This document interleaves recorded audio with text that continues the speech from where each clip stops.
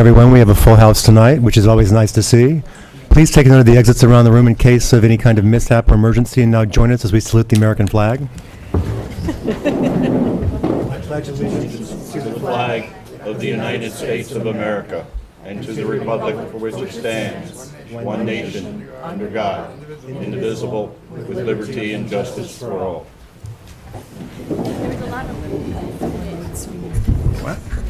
Thank you, and just a couple of housekeeping notes. First, if anyone's going to be speaking tonight on the public hearing for the Hyde Park Town Center, when you come to the microphone, please state your name and address for the record. Second, it was erroneously reported in a local paper that there would be a chance to speak tonight on Mavis Tire. That is not correct. We are not in a public hearing mode yet for Mavis Tire, so my apologies to anybody who might have come out to speak. There will be an opportunity for you to speak in advance, but the way this works fairly simply is that when we set a public hearing, it needs to be something that we have all the information for the public to review. We don't have all the information gathered at this point. We're still working with the applicant in what is called workshop mode.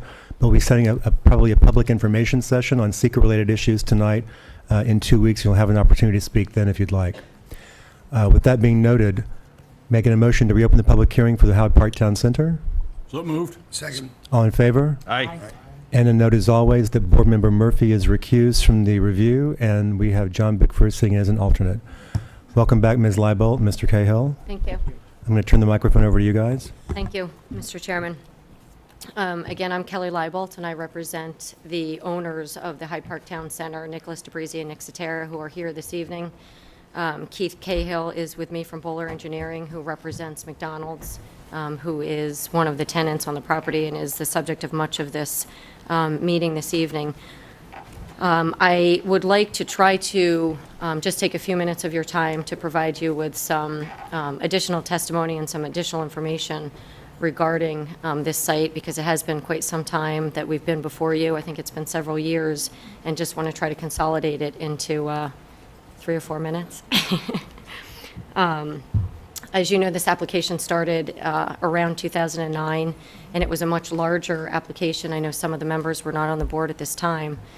At that time, that application involved an infill. It was a redesign of the existing McDonald's. There were improvements to the existing center as far as the architectural facade was concerned, some modifications to the existing CVS, and the addition of a lumber storage shed for Williams Lumber. In addition, the project included a sizable grocery store in the back of the site on the vacant property. So it was an infill, and it was a green design as well. The project, as you know, has taken many turns, and after approximately 2 years of working on that project with the grocery store, we modified the project. Unfortunately, that tenant wasn't able to proceed with the application, so we modified the application and presented to you a significantly reduced, rather de minimis application that at that time included just the redesign of the McDonald's, also included the CVS, the Williams shed. As part of that project, we proceeded with a new entrance design with DOT, with New York State DOT. And as you know, that design of the road has moved numerous times. The road started on the south of the existing McDonald's, moved to the north of the existing McDonald's, and then back to the south of the existing McDonald's, where it's currently proposed today. And as you know, we have received approval from New York State Department of Transportation for that new entrance design, which is a full turning movement, unsignalized intersection. Currently today before you, the application has been even further reduced. So at the time, what you have before you is we are seeking site plan approval for the removal of the existing McDonald's and the replacement of a new McDonald's, the construction of a lumber storage shed for Williams Lumber, and of course the new entrance design. At this time, I'm going to turn over to Keith Cahill, and I think he's going to focus on some of the overall review that we've done with respect to McDonald's, and then we'll circle back at the end of the meeting, and hopefully we'll allow some of the public to speak. Thank you. And I just want to take this opportunity as well to thank the board for its time and its professionals as well. It's been a long time working together, and we've been through a lot and many changes along the way. And I think it's important this evening to remind some of the goals and intent of what we started out as a redevelopment. This project is redeveloping not only the shopping center, but also this site as part of it, the McDonald's portion of the site. And I want to refer back to just some exhibits that have been shown before, but I think it kind of brings the application in whole back to the forefront of your mind, because it's been a long time. First of all, in regards from the McDonald's standpoint, there's numerous existing conditions that I think everybody agrees to did not really comply with the town's existing zoning codes. We have parking in the front yard. We have an unusual drive-through. We have non-conforming signs. The building set back significantly further than the adjacent structures. And we set off to say, as part of this redevelopment, what can we do to bring this development closer into conformance with what this town's ordinance has, improve pedestrian circulation, improve traffic circulation, bring the architectural elements up to date. And I want to just refer everyone to an exhibit. I'll speak loudly, hopefully you're getting this picked up. There's Should have a- there's a walk-around microphone. Here, this is on, and it's on. Thank you. Just quickly, I want to refer to the existing conditions of the McDonald's building, and I have a car driving through the McDonald's. This is probably the only, I've worked on McDonald's for over 10 years and designed in excess of hundreds of them, and I've never seen 3 right turns required to get through the drive-through. And it's part of the uniqueness of this site, uniqueness of this building, that's part of this shopping center in Hyde Park. Just for reference, along the left side of the page is Route 9, and as I mentioned, the entrance into the facility, in this case, is only in, and you have 10 parking stalls immediately in front of the building. Again, not in compliance with what your code shows. It also is a dead-end parking bank of stalls. So in other words, if you pull in there and there's no stalls, you have to turn around and go out and look for the rest, another location. You can't just continue to circulate around the site freely. What is unique about this and is unusual in any sense of a drive-through or site plan design is that this access point along the front has 3 conflicting movements of traffic. You have 2 exiting movements and an entrance movement in between. So you have basically a 36-foot drive aisle between those bank of stalls. Your ADA stalls are 36 feet from the nearest curb line to your building, in excess of 50 feet to the front door. And to get there, you need to cross 3 lanes of traffic, including the drive-through lane. In addition to that, as I mentioned, this unusual snaking movement through the existing conditions of the building, you can only fit a maximum of 8 cars in there during its queuing process. You can get 4 cars before you start backing up into a drive lane that is not only just for the McDonald's use, but is actually a connecting road between the 2 shopping centers that exist there. So you have traffic flowing through there. The balance of the McDonald's parking is beyond this drive aisle that is actually a connecting road. So if you have no ability to park in the front parking stalls of those 10 stalls, including the 2 ADA, the balance of our parking is in excess, on average, 90 feet away from our door across a roadway. Obviously, for this type of use, having a drive-through, we have intermixing between a drive-through vehicles and pedestrians. People are parking to walk in the store. And 30 years ago, the anticipated amount of drive-through traffic was less than 50% of the business of McDonald's. Today's figures of this store, not only other stores throughout the country, is that it exceeds 60%. It's a significant component of the business. We have a significant number of cars traveling through there, and we need to make an improvement there to improve safety for its customers, improve safety for the circulation of the entire shopping center, and improve efficiency for the overall site. With that being said, we had gone to, we're on the plan that's in front of you tonight, revision 6. We've been, over the last 18 months, tweaking this plan, taking feedback from your professionals from this board to try to come up with the most efficient, safe plan that is compliant as best that we can to your ordinance, as well as providing a business that'll operate safely and efficiently for McDonald's as well. And I'm going to just quickly just show you where we started, because I forgot myself, and I've been along quite some time. I'm going to refer back to revision 0, which is actually the plan that was part of the package, which showed the grocer in the back. And just for reference, it showed the boulevard on the north side of the building. And the access into the site was a right-in only, which provided access to the McDonald's as well as the Freihofer facility to the south of our site. We had another entrance into the McDonald's on the east side of the facility, which would service off of the drive aisle. There's many criticisms of this plan, which we took to heart. We went back to the plan and to the drawing board and came back with some revisions. And a lot of the comments are extremely valid. Couple things. First, we had a large amount of asphalt in the front with recirculation for the trucks. We had parking along the drive-through lanes. And the concern was, you said before, you wanted to minimize the number of conflicts between the pedestrians and the circulation.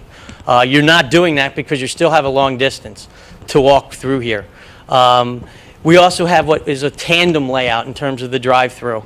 There was some concern about the queuing and stacking with that. There was also a concern with the boulevard with the slip ramp coming in.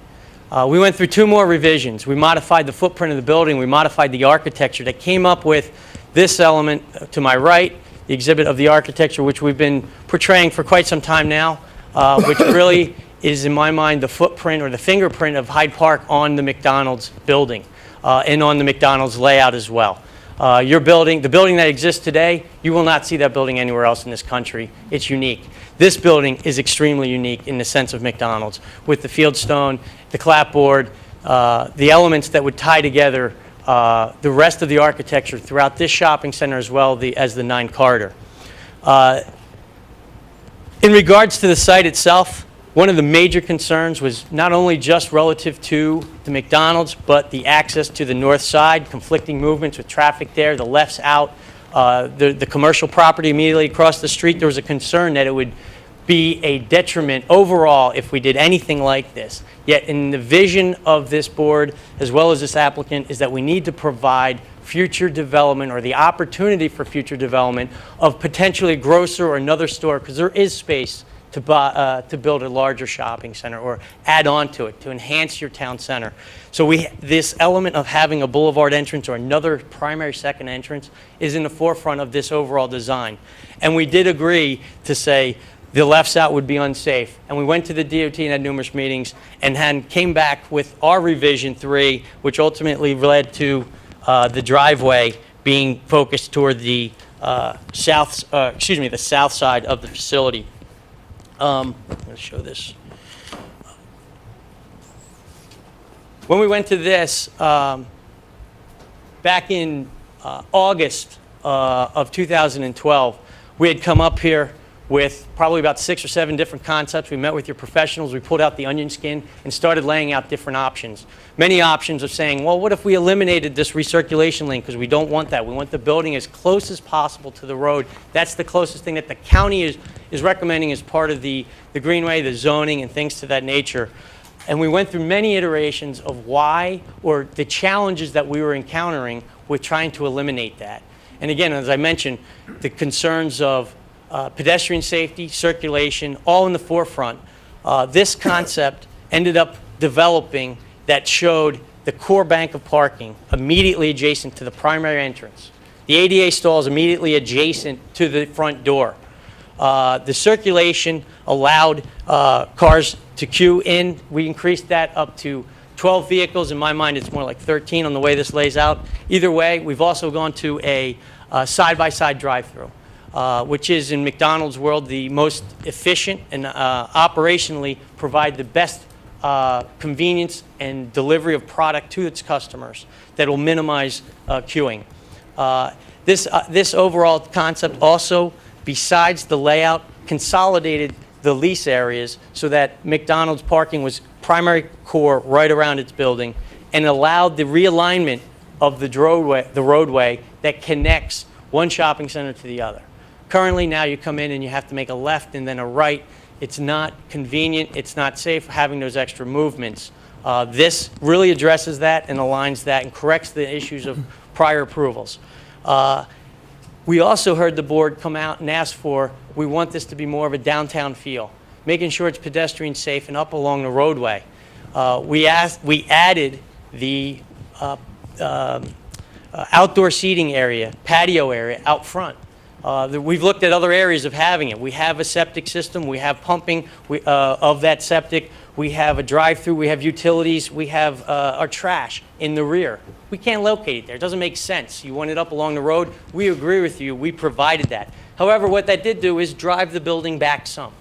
And when that occurs, I think that the benefit of having that patio brings the pedestrians and brings the feel of the downtown feel of driving past this site and seeing this layout work.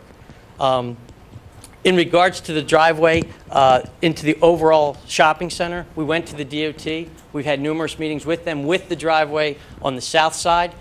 We obtained a verbal approval from them, actually for a full movement driveway. We came back to this board with our revisions 5 and 6, showing that when we heard this board say, we don't want the lefts out. We don't have the need for that.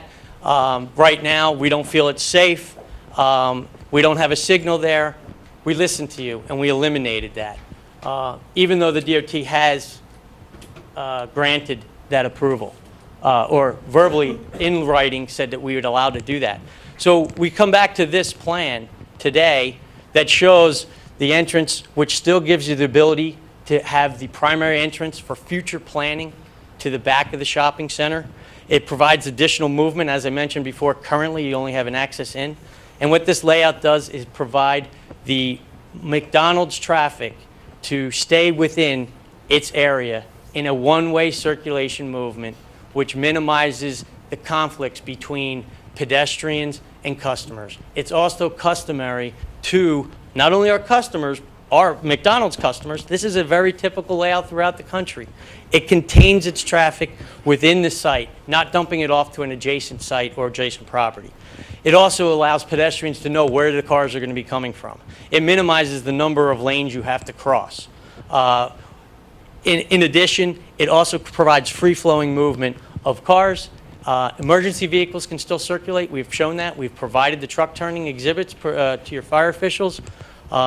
We have in addition to that, from a landscaping and elements, we have provided additional landscaping and brought our signage into the compliance of this town's ordinance.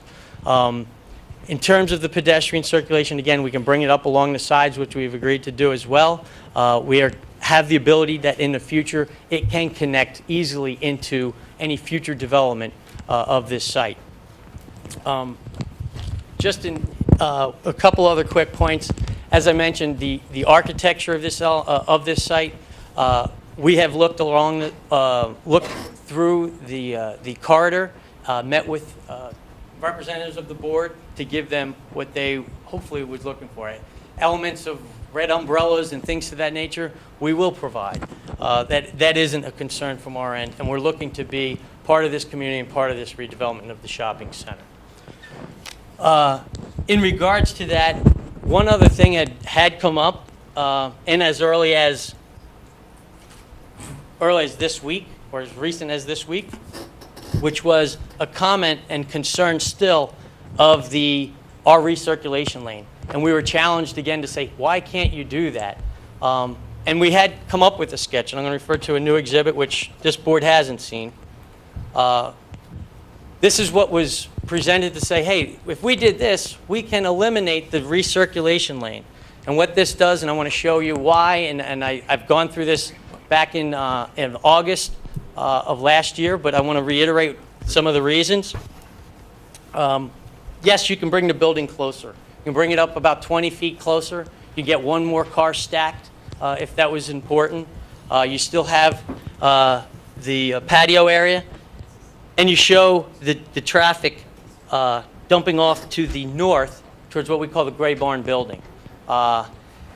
In regards to this, knowing the DOT and what Route 9 is under their jurisdiction and having our traffic and having these discussions in the past, this would force our traffic to only be making a right into the site, and we feel that this driveway would become an entrance only. Currently, it is a full movement driveway. A couple things with that. As I mentioned, the amount of business that goes through our site is increasing relative to where it was 30 years ago. We would expect anywhere from 550 to 600 cars in a peak day to go through there in over a year's time. This building has not only commercial properties, it has 4 residential apartments. Right now, the residential apartments are full.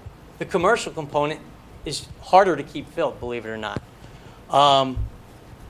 Bringing every car that goes through our drive-through through a parking lot that has residential components, and if you look on the east side and you drive by there today, there's a couple kids out there kicking a ball. I don't think that's a good planning decision to do that.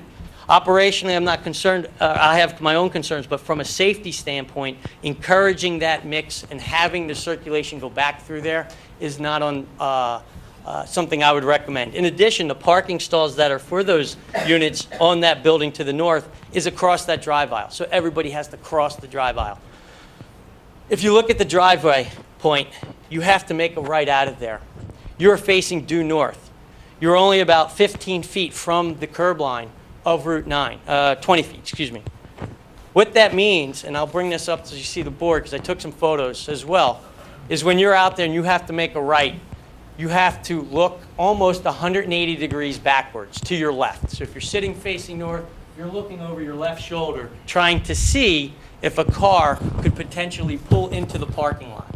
Again, you have different uses here. This does have access in. You need to be concerned about, I would be concerned about that. The other component is I took a couple photos, and the challenges that we had from a grading standpoint. There's an excess of 4-foot grade change, and if we tried to redevelop that and having that exit point there, we could probably get it down to about 3 feet. And if you look there, you can see the grade changes. And I have 2 photos. One looking, if you were sitting here at that stop bar, looking to the left to see if it was a safe time to pull out and go right straight through. If you look across that, you can see the beautiful trees that we're preserving, as well as the landscaping that we're intending to save, and the grade change. You can't see clearly. And if you look and measure how far, I had my associate walk down the road and see where the car is, it's no more than 4 car lengths before I can't see that person anymore. When a car's coming off of that road and making that turn, it would create an unsafe situation. I also have a photo looking in the other direction. So the car that looks forward, see what they see. They see landscaping, they see something 4 feet lower. It's not a clear line of sight, it's an unsafe situation to do that. We had gone through this internally, but maybe not in front of this board, and I think it's important to show that. Relative to the dead-end parking again, one of the first goals we set is the 10 parking stalls up front are dead-end. You get in there, how do you get out? You got to turn around. It creates conflict and movement if there is no space available. We do have a turnaround space there. We are maintaining the number of stalls in the area. However, you have 2 lanes of traffic and half of our parking stalls across a 24-foot drive aisle. The other thing that occurs, which occurs currently on existing facilities that have this same similar scenario, those parking stalls are 90 degrees. And if you're there every single day or you live in town, and you may know that, but I know there's some people that use this facility that don't live there every day and don't drive past it every day. And if they pull in the driveway and realize they got to make that turn in the first 20 feet and they don't miss it and circulate out and around and they pull in, what happens when they go to leave? What's the first intuition of a customer or anybody thinking that they just came in, but the highway that I want to get back on is 25 feet in front of me? You start backing out thinking you're going to get out in that direction. And now you have your own customers in the parking lot heading in the wrong direction. It occurs. We have numerous sites. We have those examples, and we're going throughout states and sites trying to correct those issues. That's the experience of working with McDonald's and why the one-way circulation is so beneficial to this use. Just in regards to a couple other quick points from an operational standpoint. McDonald's, as I mentioned before, when the huge benefit of having a side-by-side, when you have those large orders come in, and one car has 7 or 8 people in it, or the soccer team, and they put 10 orders in, they have the ability to continue to circulate the rest of the drive-through because they can pull those customers forward. At the same token, when they do pull forward, there may be some special order or something not missed or not quite ready, and they paid and they're at that window. We call it pull forward. It does occur on a regular basis. You pull forward so that the car behind you could go past you, pick up their order, and continue to move. What would happen in this occurrence? Two things. Either you instruct the person to make the right out, go down to the end of the street, make another right, circulate around to the next street, and make a right. Sure. That's it. Probably about a foot. Okay, thank you. Sorry.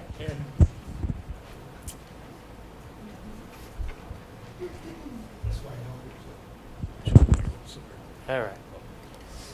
Thank you, Mr. Sweet. The concern that we'd have from an operational standpoint is the customers leaving the site would circulate entirely around, making 3 rights to get back to a parking lot that somebody would have to then come out and find.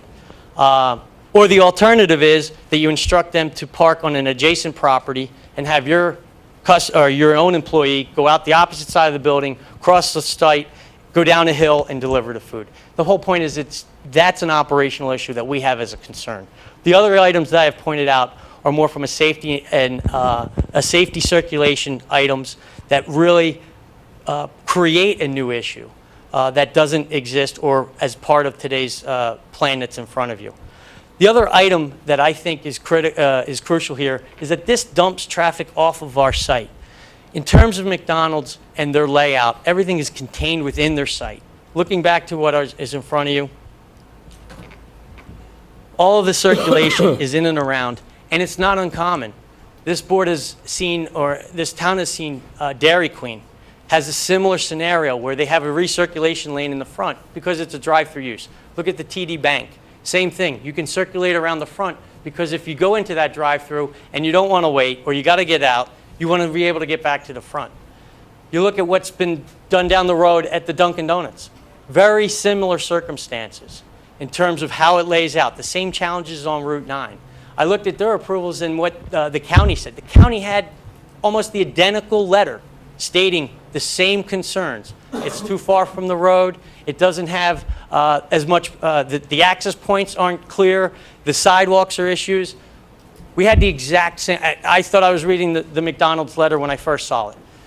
The point is, what we have done, and over a long period of time, come back with a plan that which we feel has addressed the primary concerns that we set out to address. Pedestrian, site circulation, appearance, visual appearance from an architectural standpoint, zoning. Yes, we hear the county's comment, but we did bring the building within 45 feet of the road. It's at 100 now. So we've made huge strides to bring this site into more compliance with your zoning, to bring it into a safer layout, more efficient layout. These are the things that over the last 18 months we've worked together to try to present to this board.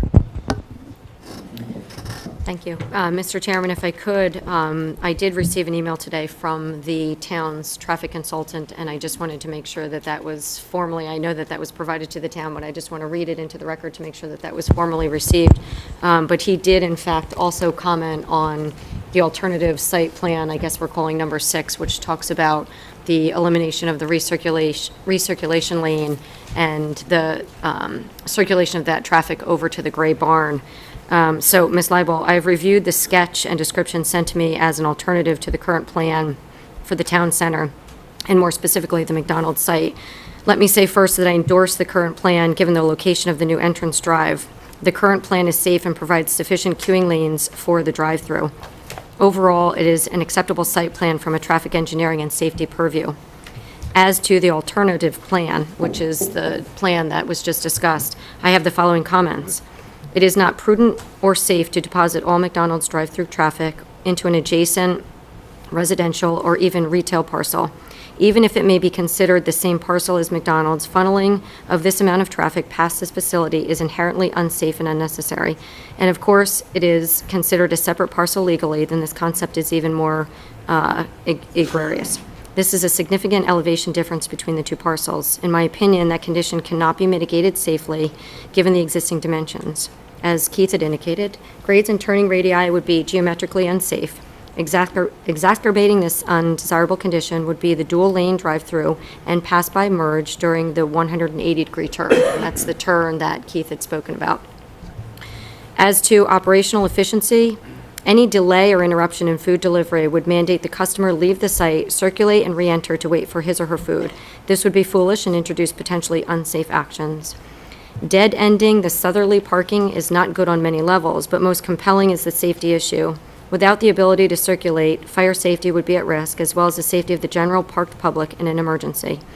In summary, the current plan represents a consensus of many relative to the location of the main drive to this portion of the town center site, and therefore necessarily controls the location, layout, and operation of the McDonald's site.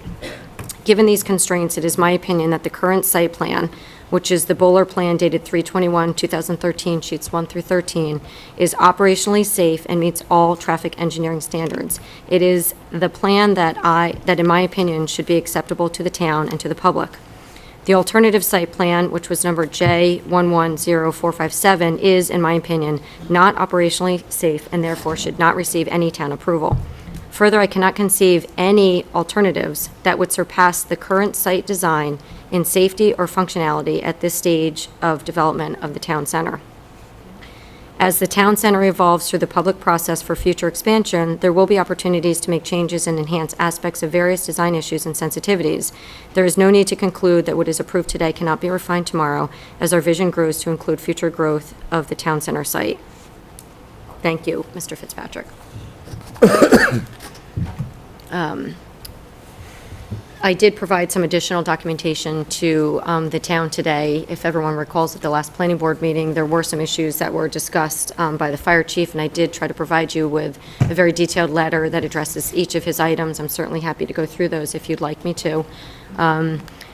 We have, as Keith has indicated, and I think we've tried to summarize this for you, we've worked very long and very hard with this board to try to develop a site plan that meets the various constraints of the site. Again, this is an infill design, not as easy to design a site when you have a green plan and you're able to move buildings around and entrances around.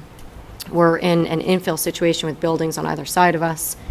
So we have worked very closely with this board to try to develop a site that meets your site plan guidelines, that meets the Greenway guidelines, and also meets the guidelines of the consultants and the individual board members. So it's been a very difficult task, and I think we've developed something that really meets all the needs of the various entities. I did provide a letter today that indicates how this site meets the Greenway principles. It's a detailed, very detailed letter that goes through item by item, and clearly this site does meet all of the guidelines, although it's not required, it does meet the guidelines. I can give you additional copies if you'd like to. At this point, we have received, as many of you know, a seeker determination. So we did receive a negative determination from this board. And as you know, that seeker neg deck identified that there were no impacts relative to traffic, safety, visual aspects, pedestrian circulation, and any of the water sewer issues that was approved by this board a few months ago. And at this point in time, we'll certainly turn that back over to you, but we're seeking your review and requesting your approval of this site plan this evening. Just a couple of items. First, there were some people who've come in since we started the meeting. I would just want to reiterate that it was incorrectly reported that there would be a public hearing tonight on Mavis. So if anybody's here from Mavis, you're welcome to listen in, but there'll be no public comment because we didn't set a public hearing or a public comment session. So there'll be no public comment on Mavis, that's all. Then second, for the benefit of the public, it sounds a little outrageous that this application has been before the board since 2009. I want to just point out, again for the record, that the applicant sort of voluntarily withdrew for long periods of time, and there were times when the site owners were negotiating with McDonald's as a tenant.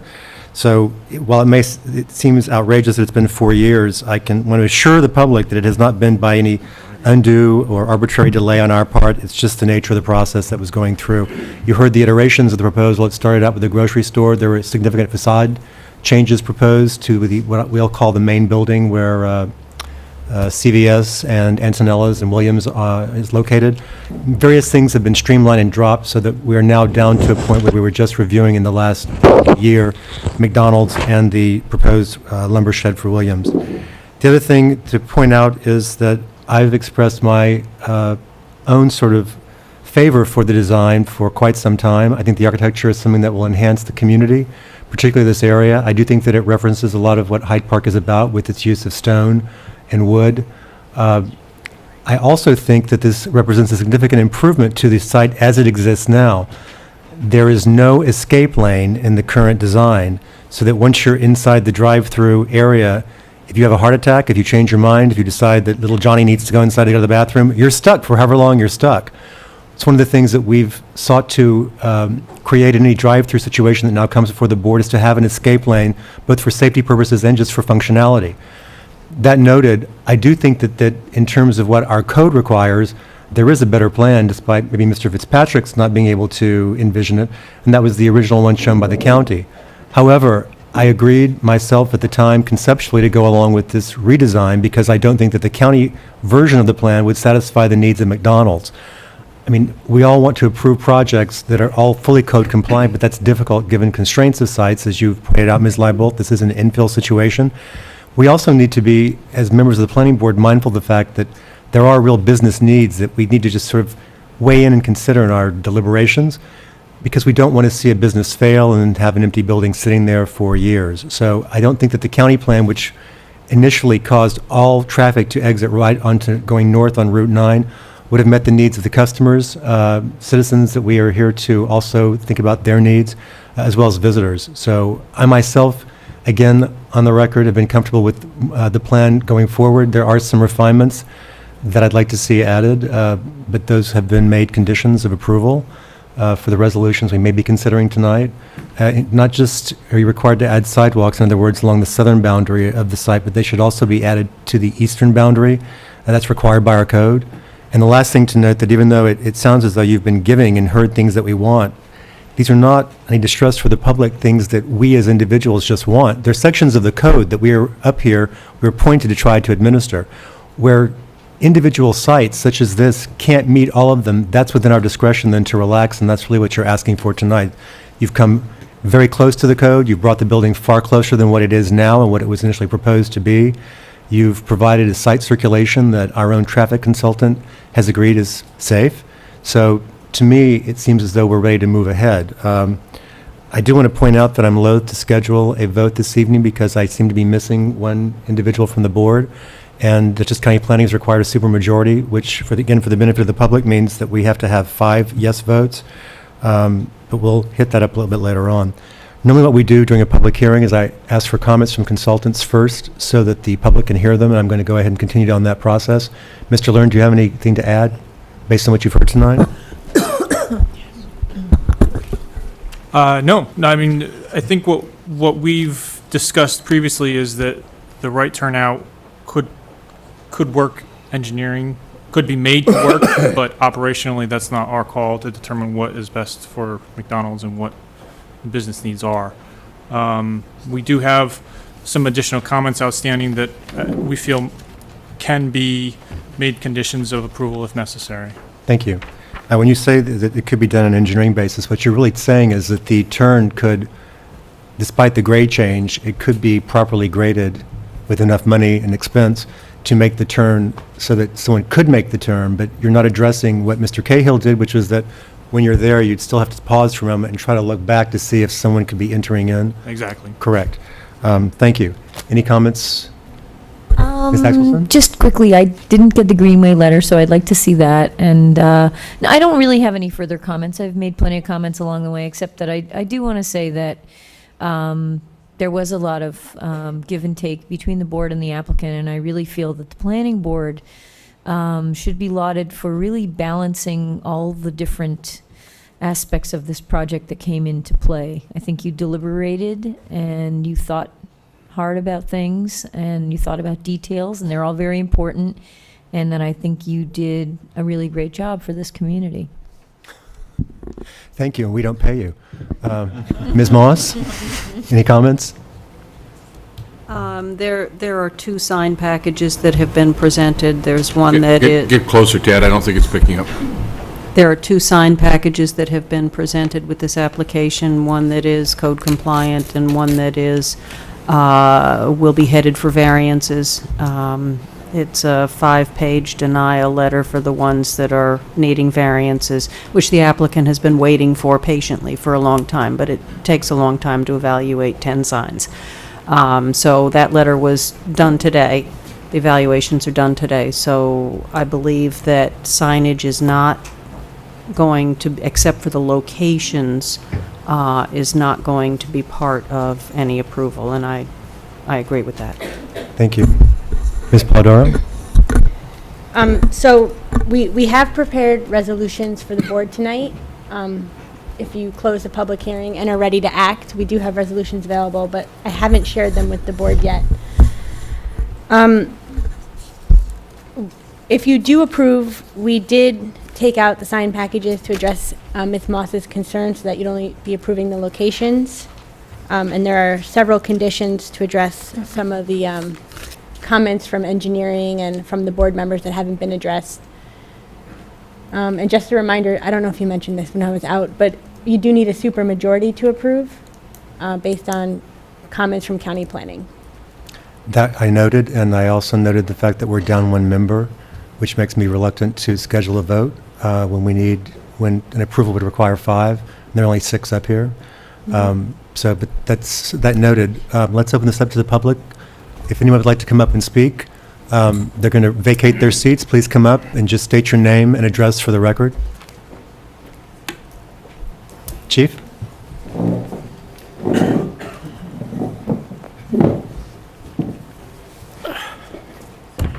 Ray Davis, Hyde Park Fire Department. Everybody stated that everybody's seen a copy of my request from 2 weeks ago. I have gotten nothing. Nothing in writing. My request, the turning lane, the fire hydrant concerning McDonald's, the wood structure concerning Williams Lumber. All the concerns from 2 weeks ago, I have nothing. I'd like to see it before I comment. I don't have a copy of the letter. Ms. Leibel, can you, or Mr. Cahill, can you provide one? I have a copy. I guess, I'm not sure the board And I don't believe that got any of the stuff that came in today. the board members should have received the comments in the fire department. I don't think I received the Greenway letter. I haven't had a chance. No? Yeah, Yeah, I don't think any of us have received the letter on how it applies to Greenway guidelines. And I thought I forwarded the I have copy of the the fire letter letters. on the flow testing that was done today. That's the only thing I have relative to Oops. that. I also think, Ray, that you might want to look at the plans, those 3-page 13s, I think it was, if you look at it carefully. It's 3 different truck layouts, and the last one Did I not forward that? is for a fire truck. I know I didn't forward it. I think you actually had it in that package. We discovered it after the meeting. It's the very, very last page of your original packet. I have my packet here. You're welcome to look at it now if you want. But it basically showed the fire truck coming in Route 9, entering the site. Do you have that layout? Right there. Okay. You're going to have to use the microphone and the laser pointer probably. Sure. And this was, and the comments were addressed by Ms. Leibold in a response letter, and plans were resubmitted. What this shows is, this is the last sheet of it. It shows the fire truck entering the site off of Route 9. It can circulate around the drive-through. We used the geometry provided to us by Hyde Park. It can also just exit out the rear of the site. One other comment that we had heard, or I had heard for the first time this week, which we did send this in as well, was what if he wanted to enter the opposite side of the site? So again, entering off of Route 9, because I believe that's the address, the emergency access address to the fire official. It can enter and circulate to the rear of the site and utilize our service entrance and circulate to the north side, or excuse me, the south side of the building if required.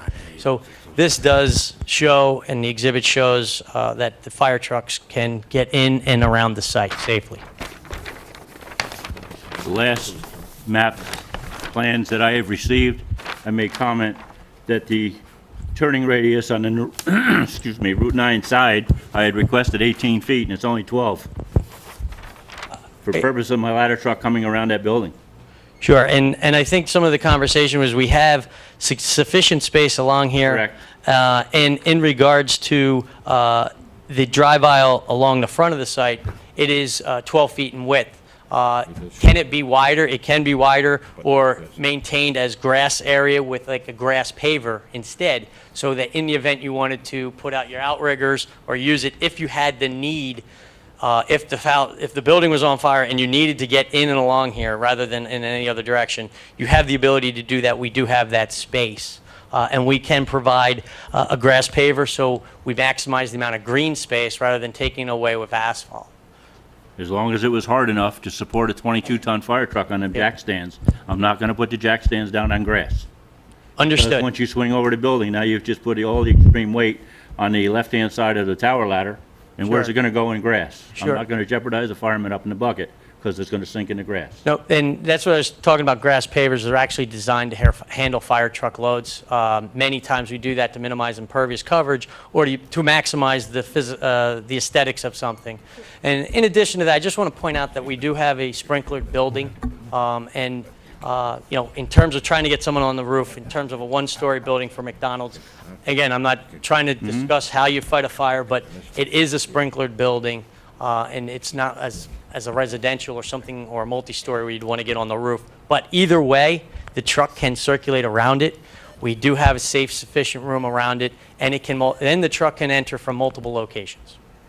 As far as the entrance, that wasn't one of my objections. It was the main turning radius around the front of the building for a 46-foot fire truck to make that turn, and you're talking a 90-degree turn on two locations. The truck doesn't bend in the middle. We're going to run over the grass, we're going to sink in the grass, we're going to put the jack stands down on the grass. That was my main concern, to extending it to 18 feet. Minimum 16, but I requested 18 feet wide, all the way around the building. That is the only place it's not. And again, I can provide a surface there that would be at least 18 feet wide that can handle the loads of the fire truck.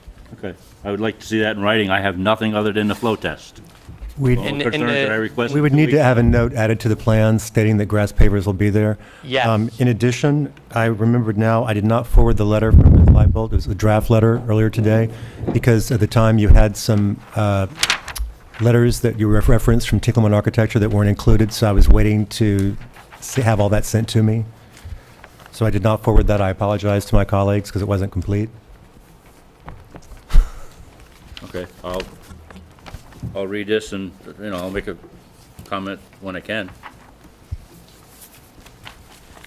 And our intention is to make sure that we provide a safe environment for our customers, as well as for the firefighters, emergency responders, anything that would be required relative to the circulation, as we've shown in the exhibits, the grass pavers, or anything to provide that, we can provide.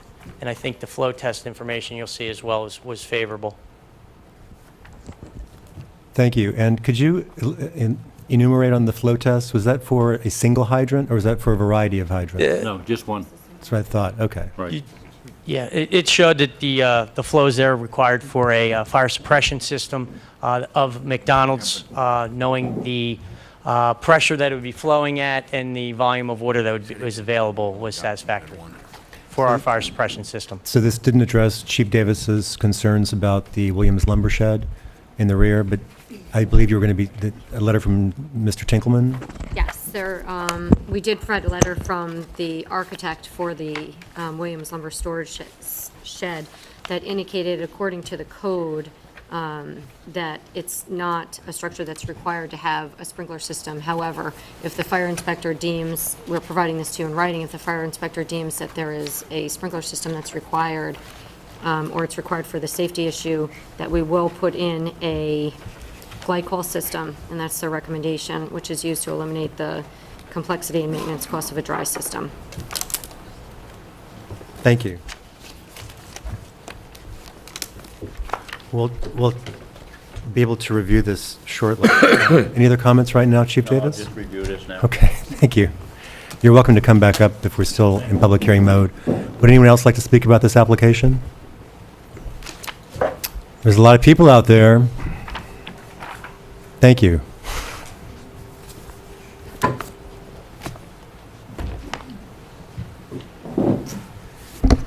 Good evening. I'm Sue Serino, a resident of Hyde Park and Dutchess County legislator. And I just wanted to let you know, I was so thrilled when Nick Cetera and Nick DeBrisi came in front of the town board back in 2009.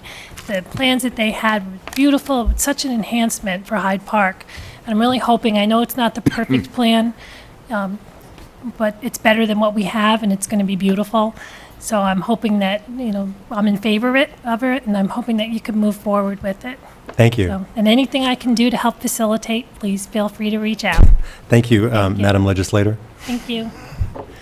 Anyone else like to speak about this application?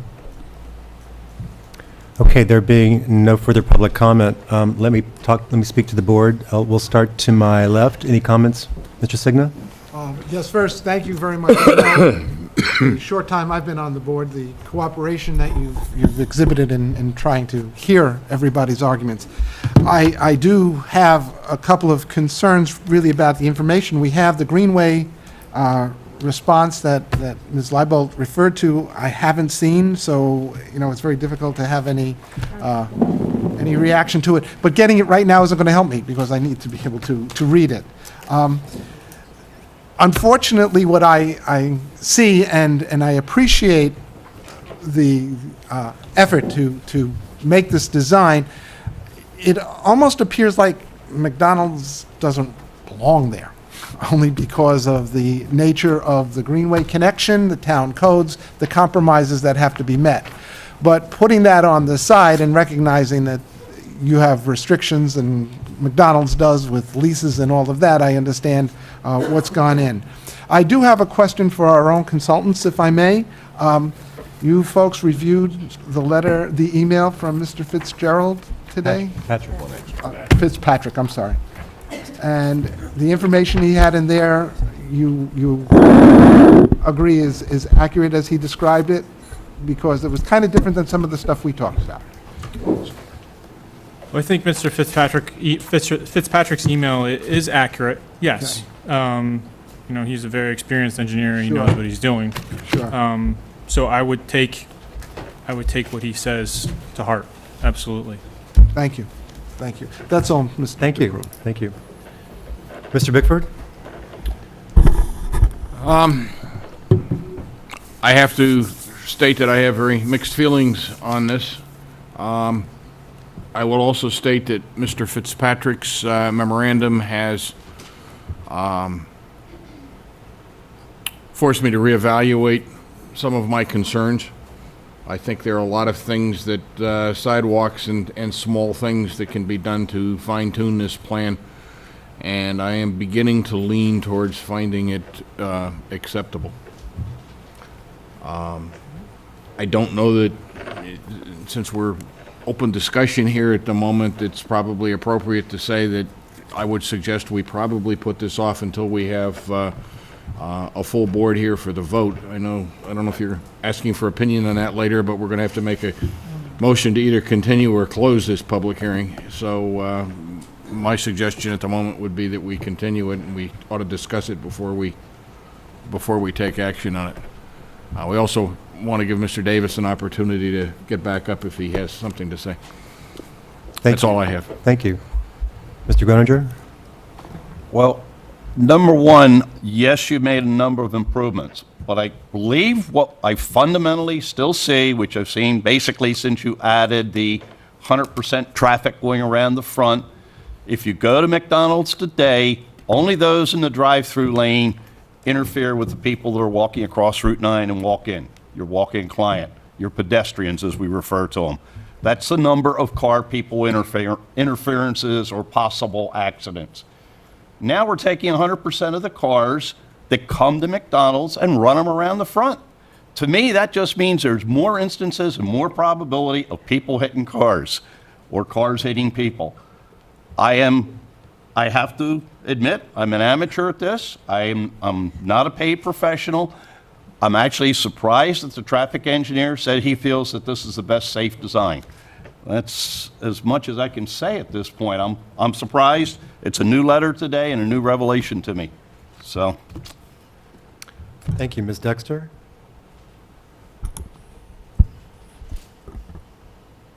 Not much to add. I do thank you. This has been, we have gone through a bunch of iterations, and I know the site is really difficult, and part of what I struggle with is that this is a site plan that addresses 12 acres worth of property, or 6 acres, or however large this thing is, and we seem to just always myopically focus on this because it's really the only big improvement on the site. But I just can't help thinking, if I were working off a master plan, how much better things would probably fit in. When you see how development goes without a master plan, you run into these types of things where you're just trying to always put a square peg into a round hole. There's a lot of new information that just walked in. I haven't had a chance to read any of it. I'm also not a little bit, but a lot surprised at Mr. Fitzpatrick's note. My experience on March 20th says that there is actually a tremendous impact potential for a huge problem at the entrance, because it is the only way to really get in and out. If you have anything happen where the traffic does back up, cars are going to have problems getting out. Cars are going to have problems getting in. It has the potential, in my mind, to back up and cause problems on Route 9. The one comment I never hear and have never heard is, wow, did you hear about the big traffic backup at McDonald's the other day? I heard it for Dunkin' Donuts for years and years and years and years, but I've never heard it for McDonald's. And I don't ever want to have to hear it in the future. So a lot of information, but I do thank you for your forbearance and for tracing us back through the history. It does help. Thank you. Thank you, Mr. Mercigliano. Yeah, in Bill Fitzpatrick's words, he cannot conceive of an alternative that would surpass this plan, and I guess that's about, in a nutshell, how I feel and how I felt before coming here tonight, and although I did read the letter before coming here. It's a plan that's been reworked and reworked. I'm not going to go through all the alterations. I mean, the building's closer to the street, the parking's behind the building line. There's been concessions made in many respects. I think that we could go on for another 2 years. But if I had to vote tonight, I would vote in favor of it. I think I'd like to read the Greenway letter and some more comments from the fire department, but basically, I think this is about as good as it's going to get. There'll always be some dispute as to whether something could be better or worse, subject to the fire department's comments. I think the plan's as good as it's going to get. Thank you. Yes. I'm sorry. No. And I don't mean to go a second time, but I think it was... You're allowed. Okay, I'm going a second time. Anyway, I appreciate the presentation, but there was one thing in there that caught my attention. It was the idea that McDonald's will be totally self-contained, and I heard that again and again and again. And that was hitting one side of my brain, and the other side of the brain was Greenway connection, and the idea that we want a walkable community. We want places where people go from one vendor to another vendor, where they go from one facility to another facility, and here we had an opportunity to do something that might contribute to that. Instead, we've got the stagecoaches going around, and they will go around. And that was a part that you kept saying. You said it twice. From a traffic standpoint? Yes. Yes, but from a pedestrian circulation, you have the ability to continue to walk, and we are providing interconnection throughout the site. Please, I don't mean to debate it with you. I see those. But what I don't see is the visual stimulus to make that happen. And that's what you see in Greenway Connection. That's what you see at the county's recommendation. It's the idea of making a place where people are encouraged to go from one to the other. And that is the problem with what we had for strip malls for years. And if you go down Route 9, that's what you see. You know, just go to this store, then get in your car and go to the next one. That's just a feeling, and I know you don't address it or anything, but I needed to get it out because when my colleagues spoke, I said, something's wrong here, and that's what's wrong in my mind. And you can't do anything about it unless you move that building, and you can't do that. Thank you. Yes. Yeah, as long as we're doing a second round here. I I share the concerns, I think, that all of my other colleagues have had here.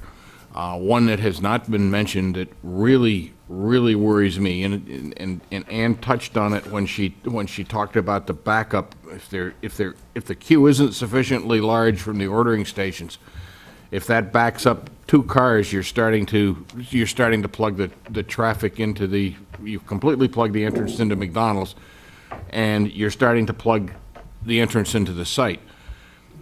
Compounding that, you have cars on the right-hand side as you enter that are in front of Freihofer's that are basically going to be backing into a main entrance.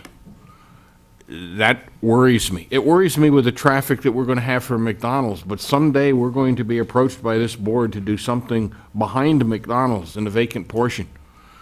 And without a master plan, without an approach as to what's going in there, without some kind of traffic counts and numbers and things, I'm really concerned about the future and whether we can adapt to that. Now, I know Mr. Fitzpatrick said in his letter today, or in his email today, that those could be addressed and the flexibility was there to address them in the future.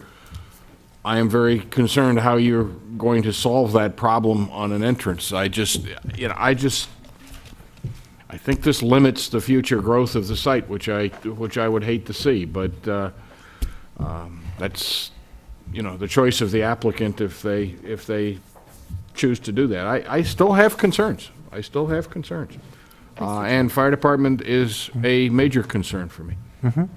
Yes. Mr. Chairman, if I could, I just want to remind the board that we did go through numerous traffic studies and traffic analyses with our traffic consultant and with your traffic consultant. And based on those analyses, there was a negative declaration that was prepared, and both of the consultants identified that there were no traffic impacts. And based on their decision, we do have a negative declaration that indicates that traffic issue is not a safety issue at this time. I think that just, I don't want to quibble with you, but the negative declaration that was issued involves significant community impacts, meaning that there's not a traffic issue that's going to cause snarl-ups on Route 9 that's likely.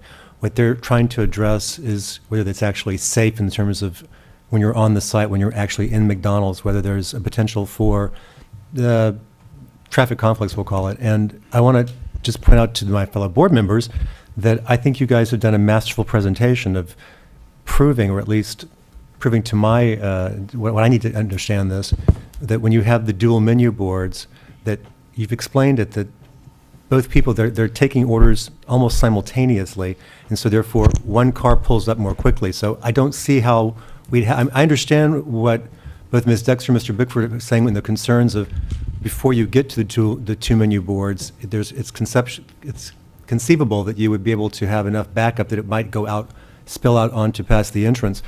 But I don't think that would be true operationally, because you've got 2 of them going really quickly, and one can always go up. One can always go up as soon as the order is placed. As I mentioned and have testified to before, we're doubling the capacity behind the ordering point from existing conditions. And not only doubling the stacking, we're doubling the capacity of being able to take an order. So what you have there today, and I think you'd said you hadn't heard about a traffic concern of the drive-through of McDonald's under the existing conditions, which has 4 cars at best before you start backing up a drive aisle off of the site, with 1 menu board that can only be seen by 1 car at a time after you're immediately adjacent to it, that we are now providing double the number of cars, double the potential for taking an order, so increasing the efficiency of getting the order from the customer, which is the biggest component that's out of control of McDonald's. The improvements of the building and the floor plan, we have an assembly line there to improve the ability to create and make the food. We're improving all the interior components. The component of the side-by-side increases and doubles, in this case, the ability to take orders and provide double the stacking. If we could double our business from doing this, we would be extremely happy. And there's no projection that will ever show that we were doubling our business going through a drive-through. I'm sorry. We will. The numbers you gave 550 to 600 cars a day coming through the drive-through? Is that based on the current? Average, under existing conditions. And how many drive up? Don't, go in? I don't have, I had asked. So we don't know how many This is cars. under the existing numbers of today, of what he Right. just looked at, and to give you an idea of how many vehicles, All right. okay? And you, okay, but you estimated that was 60%. So if we said 550 to 600, we'd say there's going to be 1,000 cars Potentially, correct. every day on that driveway. Customers. Customers. Okay. Wait, cars or customers? Well, same thing. If it's 60%, No, not necessarily. I understand, but if he says 60% with the cars, the concern- car can have one the or 5 people concern- in it. Yeah, the concern from the stacking. Cars exempt. There's no better option from McDonald's of the drive-through experts of saying, I'm providing 2 side-by-side ordering points. I'm maximizing the efficiency of that. I don't know what any other scenario of doing that that would improve that. And that's, you know, if anything of operating not just in Hyde Park or in New York, it's across the entire country, across the world, of their experience of designing drive-throughs. Okay. Is there anyone else who'd like to comment? Mr. Davis, do you want to take some time before you come back up? Are you ready to come back up? Come on.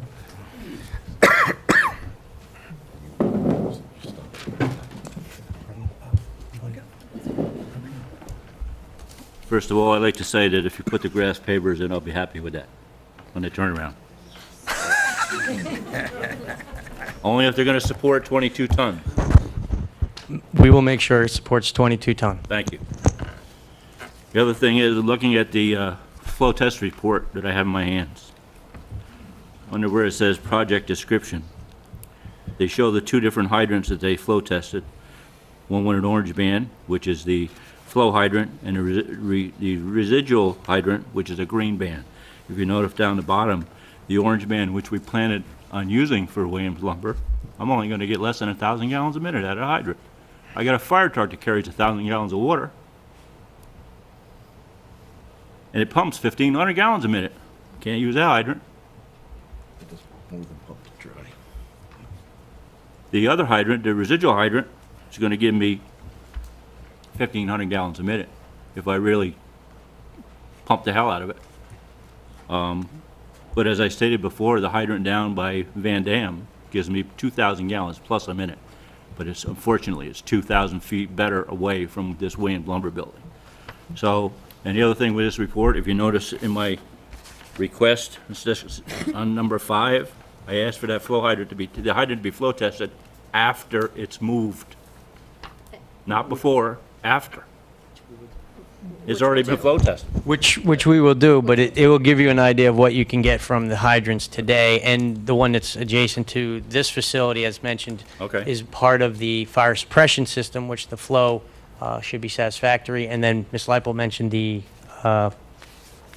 lumber yards. Yes, we did indicate, again, the letter that you have, that if required, then the applicant is... Microphone. Thank you. We did indicate in the letter that was provided by Steve Tinkelman's office that we would be willing to provide a glycol system in the Williams lumber storage facility. Can you explain a glycol system really quickly? We No. have to be a MEP. Is it like foam? Sorry. Mr. Noller, welcome back. What's that? Slide the mic over so it's close to you, if you would. The base, I think, will. Eric Nyler from Tinkelman Architecture. Oh. Glycol system is just a way, the lumber shed is unheated, so the only options for putting a sprinkler system in an unheated building are a dry system, which requires a compressor running nonstop to keep the water held back from the system. And they're subject to failure problems. You have to run a compressor 24/7 for the rest of the life of the building. So a simpler solution is to bring the water from the main building. There can be a backflow preventer inside the shopping center, inside Williams Space. The piping goes underground to the shed and is charged with a glycol water mixture, which doesn't freeze. So if the sprinkler system goes off, you know, the water and glycol mixture is sprayed, and at that point, clearly you've got water running. It doesn't matter what the temperature is.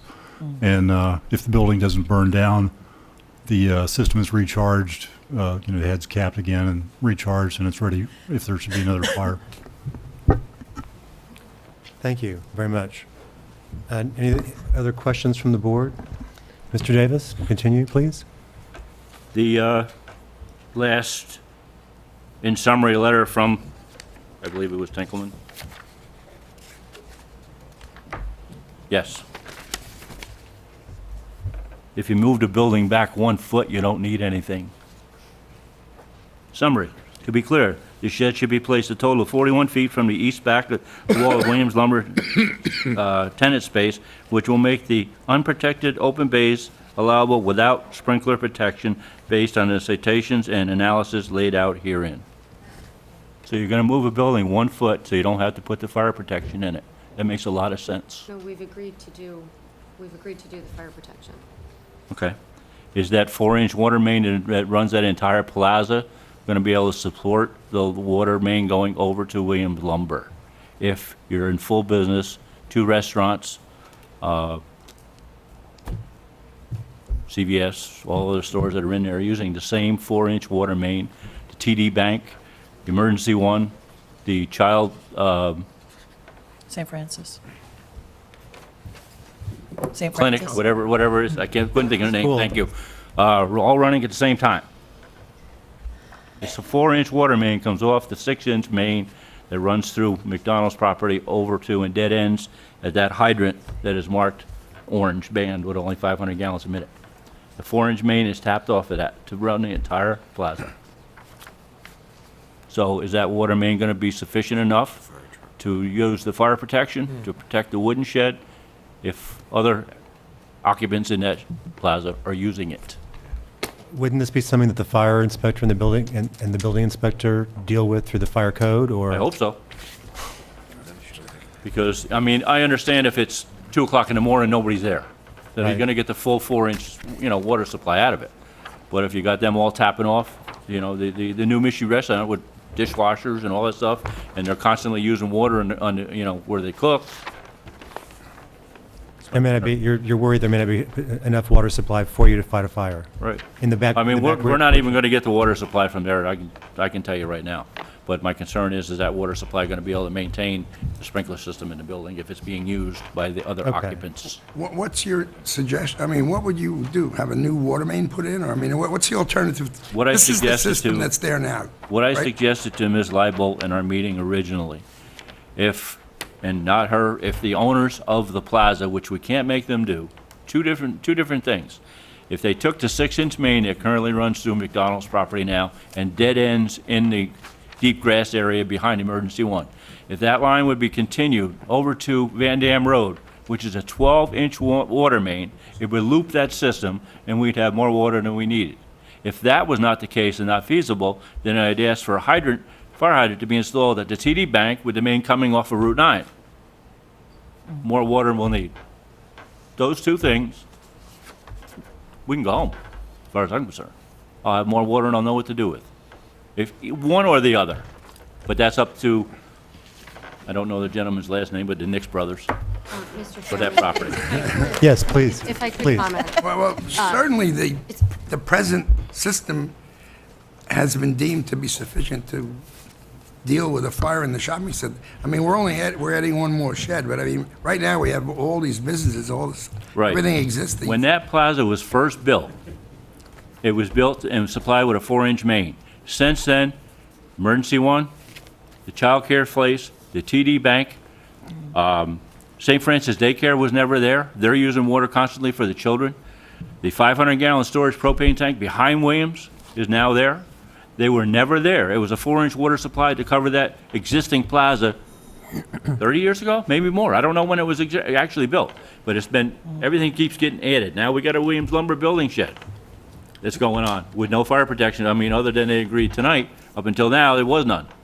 I had asked for either a fire alarm system or some type of fire protection system to be put in that shed because after hours, closed doors, who's going to see it?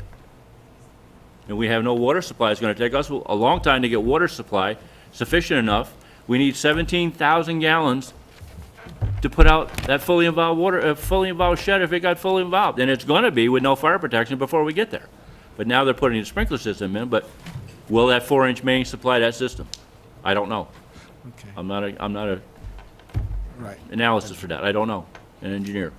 Yeah, but this is totally within the discretion of the owner. There's no way to, there's no governmental, It's all under the codes, it's not necessary, but we just keep adding, you know?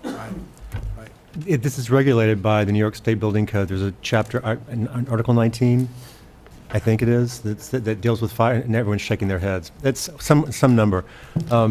The fire codes they continuously change and evolve over time. That's why you have less fires now, because they've been putting more demands. But Frank, they're basically based on building size and use. And a shed, which is relatively unmanned and small, this size, does not require anything like that, which is what the fire inspector would catch that. And I think, I don't want to put words in your mouth, Chief Davis, but what he's saying is the initial water supply line for what was first proposed, which was just what we call the main building, it had that, and it had the Stoutenberg house that we still call the old Ito Sushi building. Those are pretty much all that was on there, and then it's been further developed, and the uses have changed over time, because they were initially, there's a grocery store back there was a nightclub. Things have changed, and so as the uses have evolved, there's a demand for more water, and yet the supply lines have not changed. So the question is really, is this a tipping point, so to speak, to add one more site that, if it's fully engaged, I mean, if there's a really roaring fire, if there's adequate waterage to be able to suppress it or extinguish it. And I guess I'd asked the fire inspector to look at the plans before, but I don't know if they ever did, so I can tote them down myself, down to the basement. Yes, everyone's nodding. I'll bring them down and actually sit with the fire inspector, and if you'd like to be part of the meeting, I can have you there so you can express your concerns. I would, please. The fire department has concerns based on its specific equipment that it uses to battle fires. The fire code is something different, because it's there to try to prevent the fires in the first place, but we all know they occasionally happen. And yes, Ms. Leibold, I'm going to get back to you.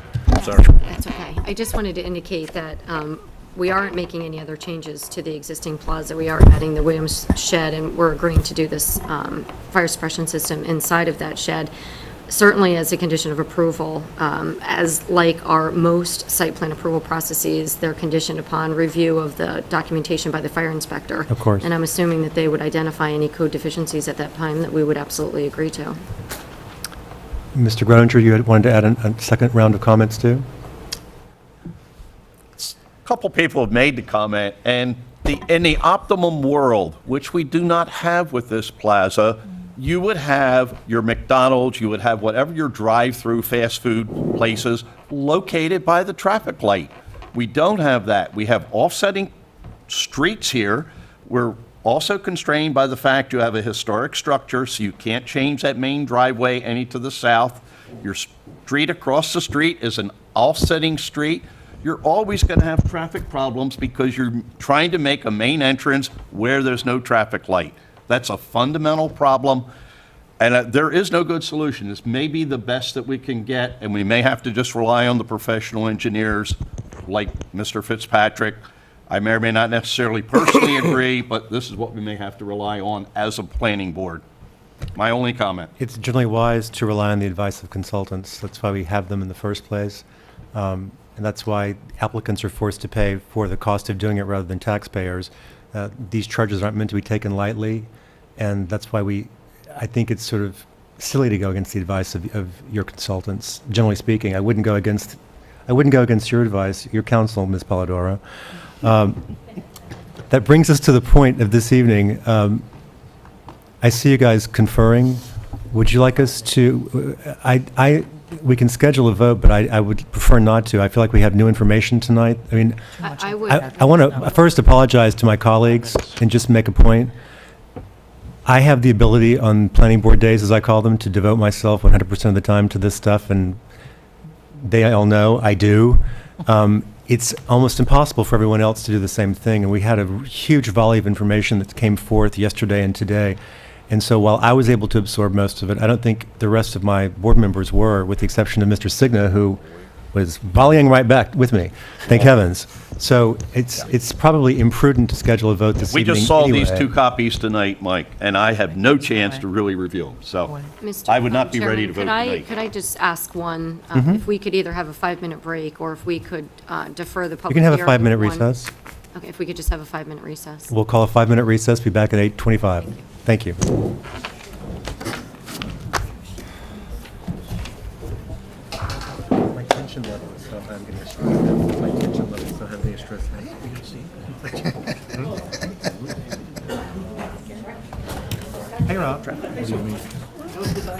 Of course you can. Hi. We talked about the agenda meeting. Bill Fitzpatrick said it wasn't a good idea because. Uh-oh. I'll tell you later, but. Yes. These people are here for Mavis.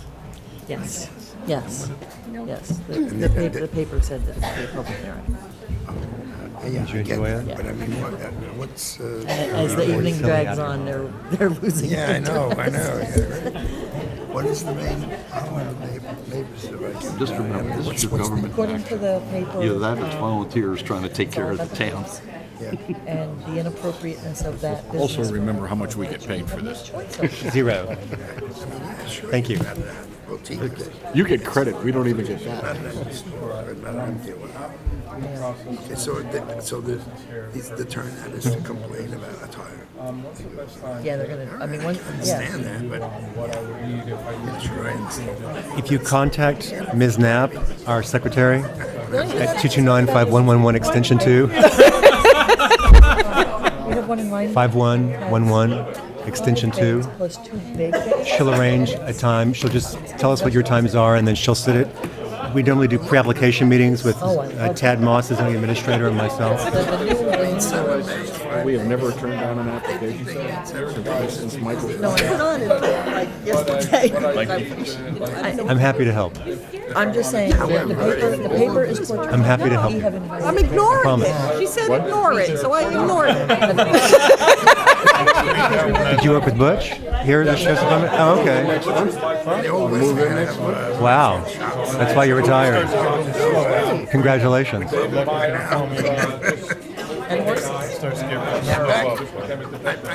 I don't know either one of them, but I've seen the new K-9 guy, so I know who he is. I just haven't met him. Well, you know what? I was half tempted to stop the other day and just walk up and take a look at it. Ever. I'm sorry? Ever.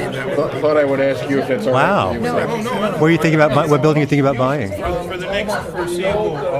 If it conforms to all aspects of zoning, unless they come up with something that is horrible.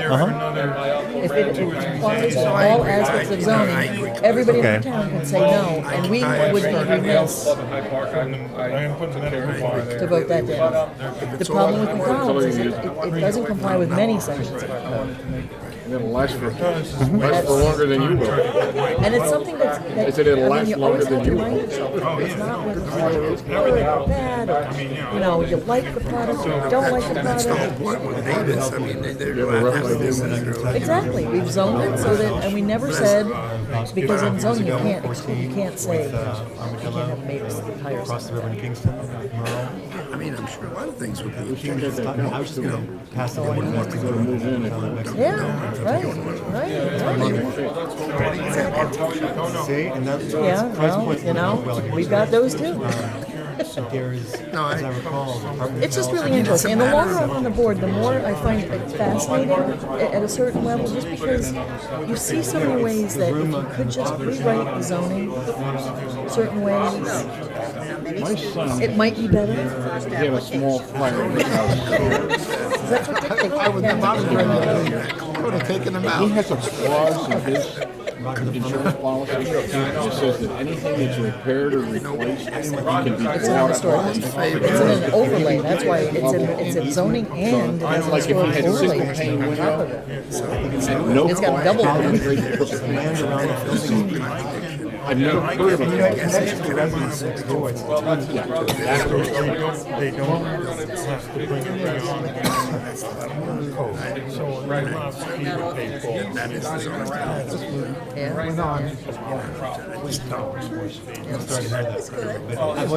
It's a great location.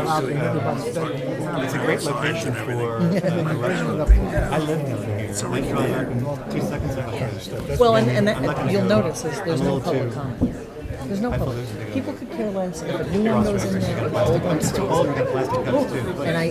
And that, to be honest, helps me to say, unless they're making it way The town better. would be delighted to see you. The town would be delighted to see you. Michael? What do you want me to say, as long as it's as good as it is? But it's up to the owners of the Yeah, closet. just say it with Donna. Everything's Donna now. Telling the owners what they're gonna do. I had 7 copies that ran out. This is yours. I had 7 copies. Jan?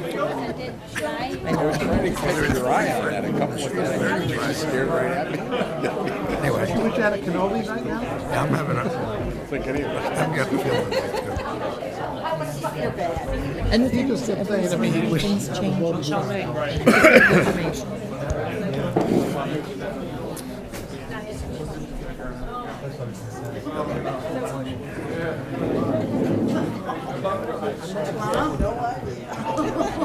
Thing to do, I'm turning off my just because it looks like it's the thing to do, I'm muting my speaker. All right.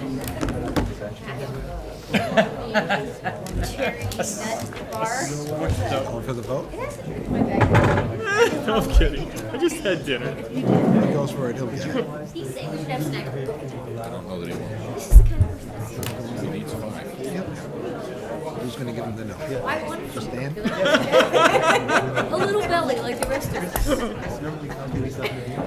you think It's true. You're one of those long people. My friend Barbara's the same way. She's. Fitzpatrick really torpedoed the whole damn thing, really? He did. He did. I'm telling you. I'm telling you. Are you on vacation? Yes. You were not available to. I'm not in town, I'm not in town on the next meeting. The next meeting is what, the 5th? Whenever it is. Yeah, your birthday. So you and I are both unavailable.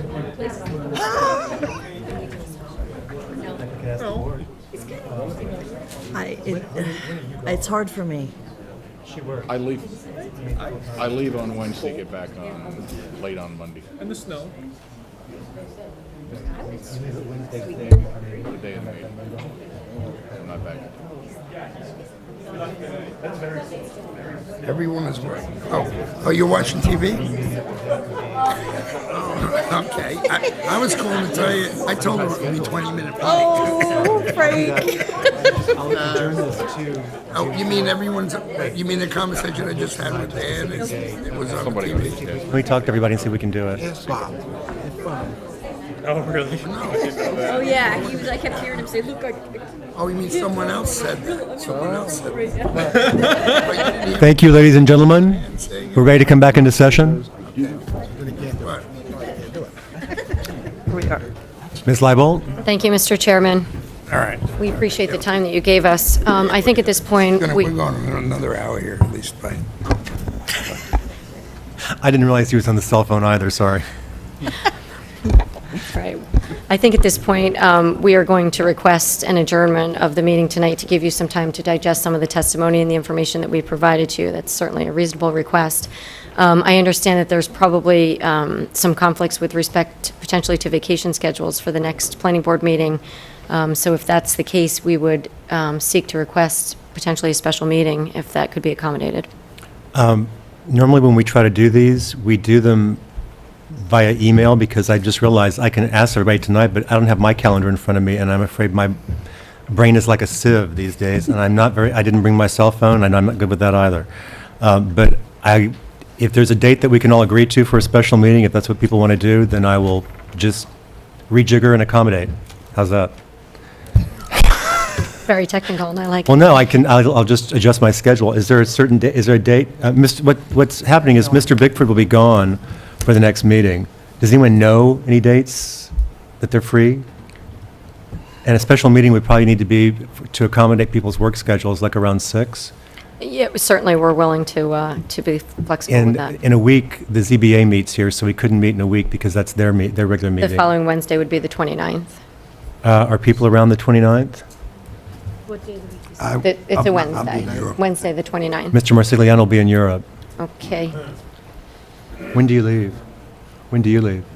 I have to be in Belgium the 26th and 27th, so I doubt if I'll be back by the 29th. It's the week after the holiday. But that's always, right. That's subject to change. I don't know if you should work around me, really. We need to have all 7 members present. Because it's a supermajority. Okay, well, that's it. Right. And does it need to necessarily be a Wednesday? If it could be another? No, it can't be on Mondays because the town board meets then, but actually Tuesdays and Thursdays are available too now. So Thursday would be the 30th. Do you think you'll be back by then? What was the date? The 30th? No. Yeah. I'll be back. I'll make it a point to be back by the 30th. That's a Thursday. Would anybody else be available for that Thursday? Ms. Dexter has no idea. I have Okay. no She doesn't have her idea calendar at this either. point. I know that weekend, following weekend, I'm away in Virginia for graduation. They're not going to move that. Victoria, how do we handle, it seems like it'd be easier to do this via email, and we all have our calendars in front of us. Doodle it. Or doodle. Doodle it. Doodle it. But the problem is we have to adjourn to a specific date. If we can't determine a specific date, I don't know how we do this. You know, the public has a right to know. I mean, because, well, the public has a right to know the date. Unless you're closing the public hearing, you need to refer it to a specific date and time unless the applicant will pay to have it re-advertised and republished in the newspaper once you do decide on a date. What's the fee for re-advertising? It's 150 something like that. Which I guess is to And Ms. adjourn it to a Knapp's date in time. once week, pardon me? I said, and the time she spends, you don't pay for that, but it's a consideration that it's an administrative burden. We can accommodate and take care of the legal notice and the filing if the date changes. Then let's adjourn this to the next meeting, which would be June 5th. June 5th, and then we'll work by email to try to get an earlier date that's possible, when everyone's had time to digest all the new information that was received tonight and heard. So you're adjourning the public hearing to June 5th? Yes, but then how do we change it without doing it by motion? You're right. We'd have to adjourn it to,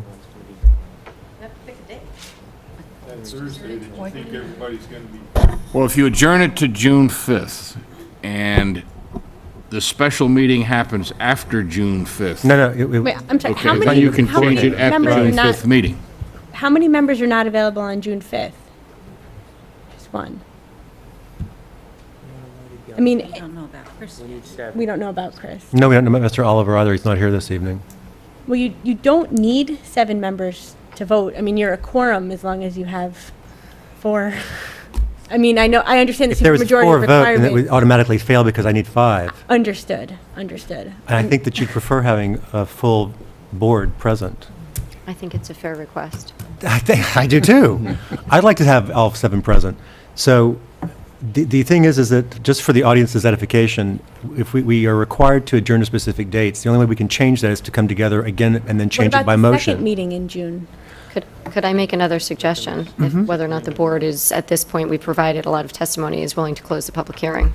And then That's- we can schedule this meeting outside of that I framework. think the problem with closing the public hearing, from what, if I'm going to hear correctly from my colleagues, is about the fire department's concerns, that's all. I really want to hear what Mr. Davis has to say. Well, I don't think we have a problem calling Mr. Davis, even though it's not a public hearing, do we? Well, yes. If we're asking him It's not allowed to be. to respond to it? We can't, he can't speak. You can't have any new information submitted after the close of the public hearing. So your decision has to be based on what's in the public hearing. It's on the record. And I, for one, absolutely have not read that. I mean, I didn't understand where the fire hydrants were tested. I really do want to know this. No. So, I'll invite you to the meeting with the fire inspector as well. I'll set that as soon as I can. I was going to ask you. I will. That's a different question. So we're still back to the essential conundrum of how we adjourn and try to set a special meeting at the same time. If And why can't we adjourn to the 5th? we can, it's just, I'm trying to figure out how we would go forward to set a special meeting. Is there a legal way you can think of, or illegal? Is there a way that's, No, I mean, either you adjourn it indefinitely and then you pick a special meeting date and Ms. Leibolt will help re-advertise it, or making a motion to adjourn indefinitely? That is the right way to do it. So moved. Just wait for a second and then discussion. Is there a second? wait, before you vote though, there is a time period for re-advertising, so you'd need to pick it soon because I think it's 10 days plus it's 5 days to get in the newspaper. So you don't have a ton of time to decide on a date. It's 10 days? It's 5, it has to be in the paper 5 days before the hearing. Right. The Yeah. adjoining property owners need 10 days. Which is fine, I'm just letting you know that, you need to pick a date shortly. Today's the 15th, so if it was going to be potentially the 29th, yes, Ms. Moss, please comment. Can you continue it to next Wednesday at 6 o'clock? And then the zoning board meets at 7? I will not be around. Okay. I can continue it to next Wednesday, and then as long as 4 of us can show up, it would be Then you just can- for, that would be a special meeting that Wednesday, and then we could pick another special meeting date. Well, no, then you can continue it. If you set it for that. No, we can continue it for another date. To a Correct. date where you know where you're going to have. Or if you have 6 members that show full- up. Are there 4 of us who can show up next Wednesday? Are there 3 besides me? I don't understand, there's 6 that can show up on the 5th. Let me look. No, I'm talking about once we pick a date, if we set it for next Wednesday, then we can come back and just open and then adjourn to the date that we'll have the special meeting, before the 5th. It That's doesn't the have to be a 22nd? special meeting. Well, I guess it is. It would be a special meeting. Yeah, right. Okay. Mr. Bickford, are you available next Wednesday? At 6 o'clock, yes. Mr. Signa, do you know? That's right, you're going, I'm sorry. Mr. Groninger, are you available next Wednesday? I think so, but I don't have a calendar with me. Unplanned. Yes. I think so. I think there are So you four, might be able there are to 4 get of us 4. available. That's all you have to have is 4, Michael. Correct. You got quorum. Okay, then, may I get an amended motion to to adjourn the public hearing to Wednesday, May 22nd? May I get a motion? So moved. Second. Second, any discussion? All in favor? Aye. Okay. And that's at 6 6 PM? o'clock. 6 the PM, 22nd. and we'll come in and I'll send emails out, and we will hopefully have picked a date earlier than June 5th where we can get all 7 board members present. Very good. Thank you very much. We Thank you, and appreciate thank your the audience for your consistency. forbearance and patience. The next item on the agenda is Ballard Avenue Plaza. The applicants are seeking approval to replace tenant panels on a sign.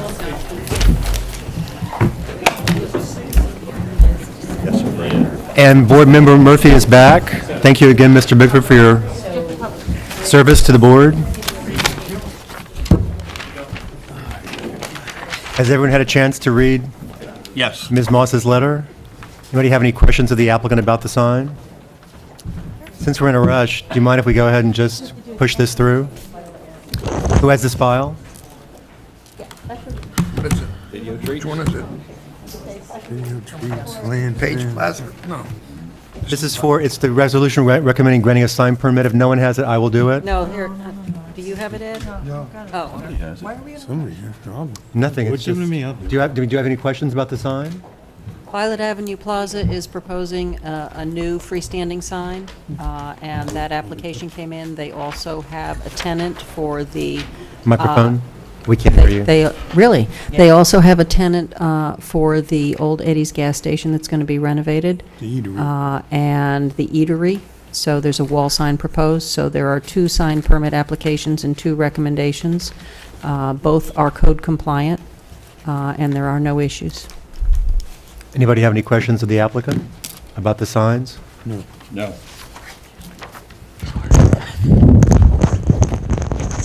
Okay, no one seems to have this resolution, so I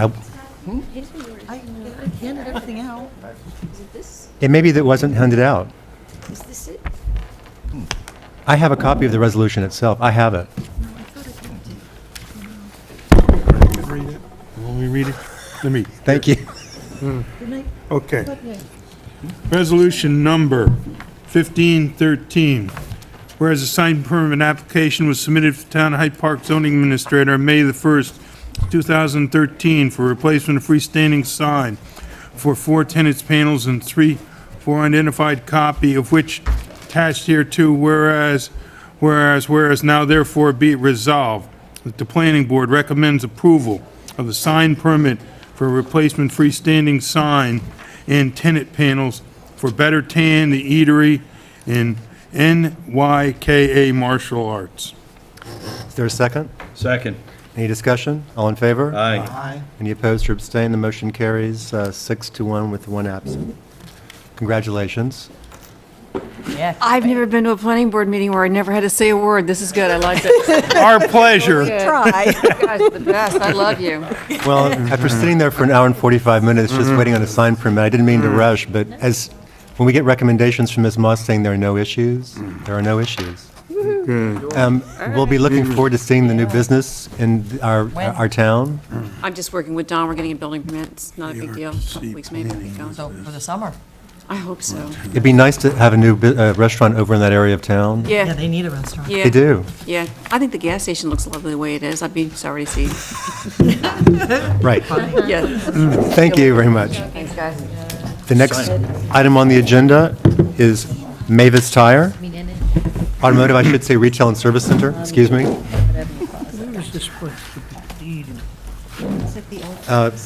For the benefit of people in the audience, as well as anyone who might be watching on Channel 22, the applicants came before us a while back where we discussed issues relating to environmental impacts, and at the time, it was agreed that we would request a noise impact study. In the interim, it was conducted from various receptor points or locator points, and they've made some further enhancements to the plans, one of which is some altered exterior based on some offline comments I directed toward the applicant, and they're here tonight to show us both the next iteration and also further the discussion with the board. And as I pointed out before, this is not a public hearing yet, so there's no option to speak at this point because we can't legally receive your comments. Although anyone is always free to send comments by letter, and they will be entered into the record as soon as the public hearing is open. That noted, I'll just remind you, gentlemen, to make sure you use the microphone. Thank you very much, Mr. Chairman and the Planning Board for tonight. Thank you for the opportunity to be back before you again. I wanted to briefly go over our presentation tonight. With me, of course, my name is Larry Boudreau of the Chazen Companies. Stu Messenger is with us tonight, and he will speak directly on the noise study that we had to do. Of course, Adrian Goddard and Tiffany are the applicants behind me. Tonight, we're going to, I'd like to briefly review the project timeline because the last we met was in January. Give a presentation on the revised site plan, which is to the left. Give a brief presentation on the revised architecture, respond to some of the comments that were presented by the consultants. Stu then will present the noise study, and then we'll have a Q&A. So just to back up, we met last year. We met twice last year in a pre-app meeting to discuss the project location. The layout that's presented is not that different than what we originally sketched up. So with that, we move forward with a site plan submittal December 19th. That was more of a detailed concept submittal. It didn't have the detail sheets or a lighting plan done at that time. We did submit a noise study at that time, which had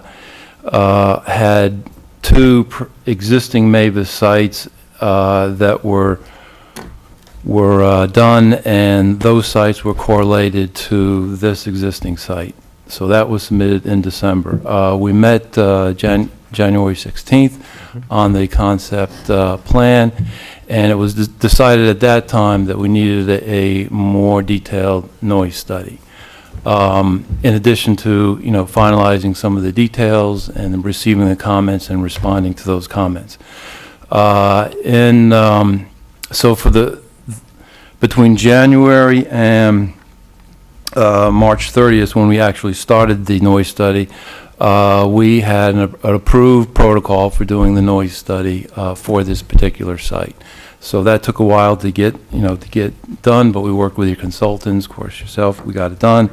And we started the field work March 30th for the weekend study, and April 17th for the weekday study, and then we submitted a full site plan with the noise study on May 1st, and that's what you have in front of you, and that's what I'm going to present tonight. Also, we submitted a detailed water evaluation. We submitted a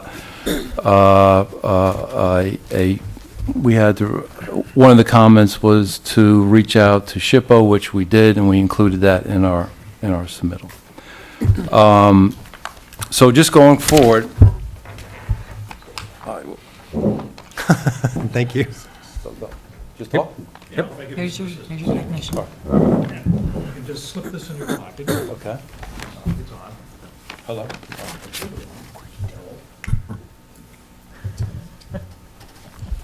It was on. Hello, hello, hello. Well done, Herb. That's on. Very good. Got it, okay. Little handy laser. Actually, I brought a laser. Ooh. I did. I got it. Okay, so the comments that we got were very good, but just to back up, Albertson Street right here, Route 9. This is an aerial with our site plan, superimposed it so you can see the context of the site. The Mavis building here is 118 by 52. The office area is on the east side towards Route 9, and there are 7 bays going back, west of it.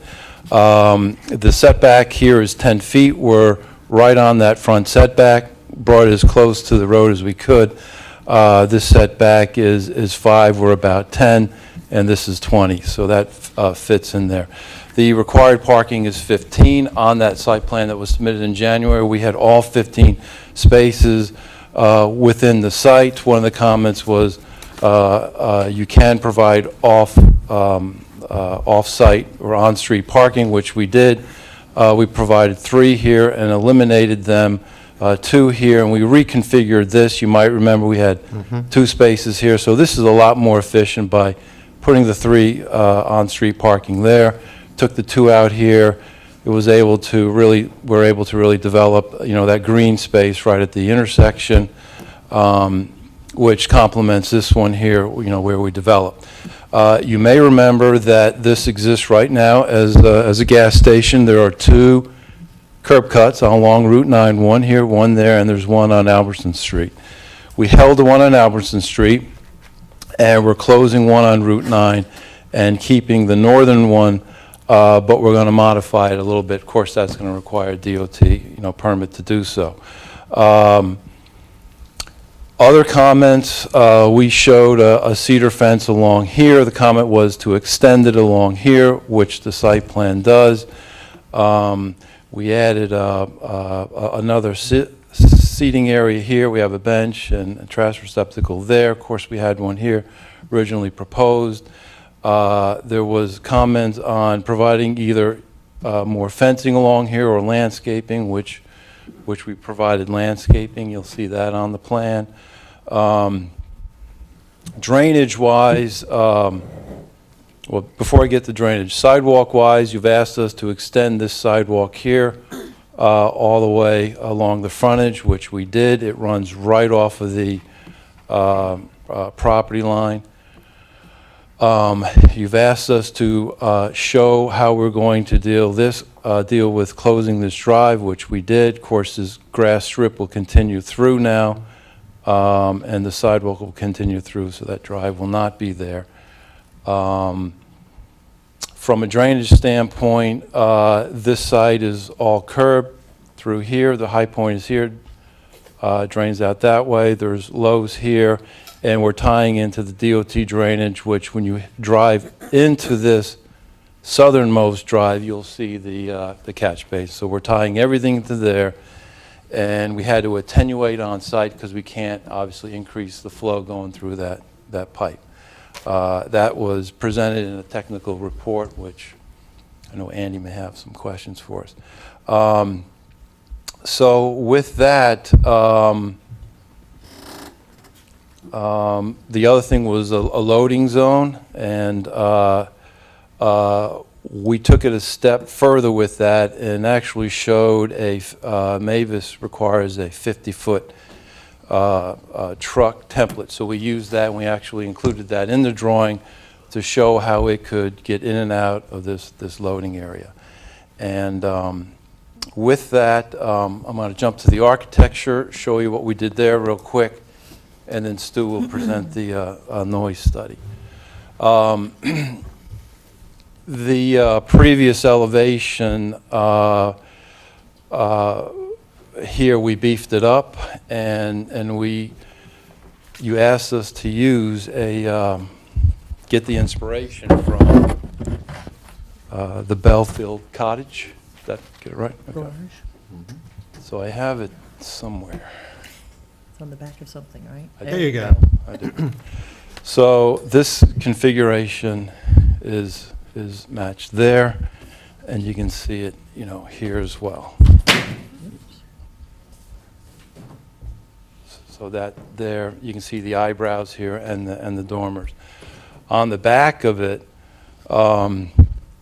this was all, we broke this up with block here, and the block will be stucco. It's not going to be painted block. And this is clapboard siding that's concrete based, so low maintenance. The stone is shown here, and we brought it up. It looks like here, which we were talking about on the columns there. And Adrian and Tiffany put together with their architects this rendering, which is a shot standing at the intersection looking in. And we did take some photos, so you can kind of see what's there. But this shot right here is kind of, this one here backed up, maybe over here like that looking in. So with that, I'm going to turn this over to Stu to have him present the noise study. It's a pretty technical document that he'll walk you through. I need what's in your pocket. Thanks. Thanks. My name is Stuart Messinger. I'm a planner with the Chazen Companies and the Vice President for Land Development. I appreciate the time, Mr. Dupree, you and Liz took in helping develop the protocol with us, and I'm not sure if this gentleman was your technical person, Liz, who helped my technical person put it together. But they were, very, very helpful and forthcoming in what they were looking for and working through the various technical issues. The study was prepared under my supervision under the protocol that you guys gave to us. Basically, the idea in a noise study is to take a look at the existing noise environment, project the noise from the proposed use, and from that try to determine if there's going to be an impact. So, and in looking at the impact, you can look at the town's noise standards, if they have them, or other regulatory guidance, and we'll get into that in just a second. So, when we, thanks, and if we could put that one up there. That's the really scary looking board, but I'm not going to spend a lot of time with it. You'll be thankful. So when we worked out the protocol, we agreed on 5 locations to be monitored. And in the field, the owners of the Roosevelt Motel asked us to add a 6th location. So we did that. We only picked that one up on one of the 2 days we measured because we'd already measured the time they asked for that one. We agreed on the time periods to be monitored. We agreed on a Wednesday and a Saturday because those are the days that had the longest hours. Wednesday is the date that it's open the latest, and of course the weekend is of interest. Actually, Thursday is literally the day that it's listed. I'm sorry, I meant Thursday. I think you tested on a Wednesday. I believe that. Did we test on a Wednesday? Yeah, we tested on Wednesday. I read all 89 pages. No, that's pretty good. It was thrilling reading. I'll let you continue though, but yes, Okay. the test was done on Wednesday, but they're open late on Thursdays. We took the measurements for 15-minute intervals, which is kind of a standard in doing noise studies. You can basically get a baseline for continuous noise over a 15-minute period. And we went to each of the monitoring locations for a couple of times during the day, and in some cases 3 times during the day, to get the measurements. The measurements that were taken, there were 4 kinds of measurements. The first is what's called an LEQ, or equivalent to a continuous equivalent sound level. Think of it as an average. The LEQ, think of it as an average, and it's the metric that is most commonly used in noise analysis. And going forward, when I talk about all the numbers, I'm going to be talking about the LEQ, the average sound level. We also took an L10. An L10 is the sound level that's exceeded 10% of the time. It's the very highest sound level. We took an L90, the sound level that's exceeded 90% of the time. That is the one that's exceeded most of the time. And an L max, which is the instantaneous maximum during the time period of measurement. So some important concepts to understanding a sound study. The first is that sound decays over distance. And the basic rule of thumb is that for a point source, such as the Mavis store, which is generating a noise from the garage, the decay is 6 decibels for each doubling of distance from the source, where you begin your measurement 50 feet from the source. So let's take an example. If my sound measurement was 60 decibels at 50 feet, then if I doubled that to 100 feet, the measurement or the calculation would be 54 decibels. If I doubled it again to 200 feet, it would be 48. I'd have to double it to 400 feet to get to 42, and so on. So that's how sound decays. Decays a little bit different with a linear source, with a roadway, but we don't have to get into that because we're not doing a linear source here. Second thing is that you don't add sound levels. It's not additive. So if I have a 59 existing and I'm going to produce 58, I don't add them to get to 117. The additive, they actually add non-linearly, and it's a very small number. So if I have, for example, 2 sound sources that are one is 60 and one is 63, the actual additive is about 2 decibels. And there's a table in the protocol that you provided. The DEC provides mitigation, noise assessment information, and if you're interested, that table's in there. So to your standards, Town of Hyde Park doesn't have a noise, a numerical noise standard. You have what's called a nuisance-based noise standard. And so basically, the way that tends to work in practice is somebody's playing their music really loud at night, and the gendarme goes out there and says, you know, that's a nuisance. You're playing it too loud, and everybody kind of agrees. No problem. A little bit harder for you because you're charged with looking at a land use that's different than that. And so in the protocol that you gave us, you suggested that the town of Rhinebeck's noise code might be something that you could look at to help you assess or understand impact. You can't, in my opinion, apply the town of Rhinebeck's noise code in your town because it's not your law. Your law is a nuisance law.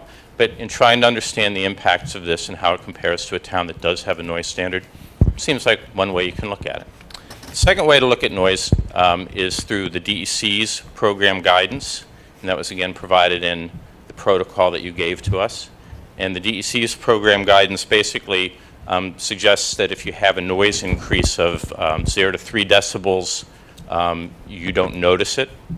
3 to 6, most people won't notice it. Some people might find it noticeable, and then so on. We're not going to get to any of those numbers, as we'll see in a minute, so I don't need to go into the so on part.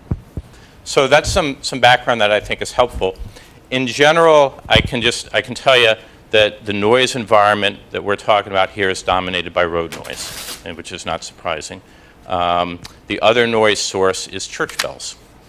The church bells from the Methodist Church and the Catholic Church ring periodically during the day, sometimes for as long as 3 minutes, and they're fairly loud at times. So with that background, let's talk a little bit about the receptors and the results. So there were 6 receptors. The southern boundary here, the western boundary here, 50 feet from the doors of the proposed Mavis store, and that's really going to be our key receptor, as we'll discuss in a minute. That's number 3. 4 and 6 are at the Roosevelt Motel, and number 5 is at the Sweet Funeral Home. So when we look at the measurement results, and I won't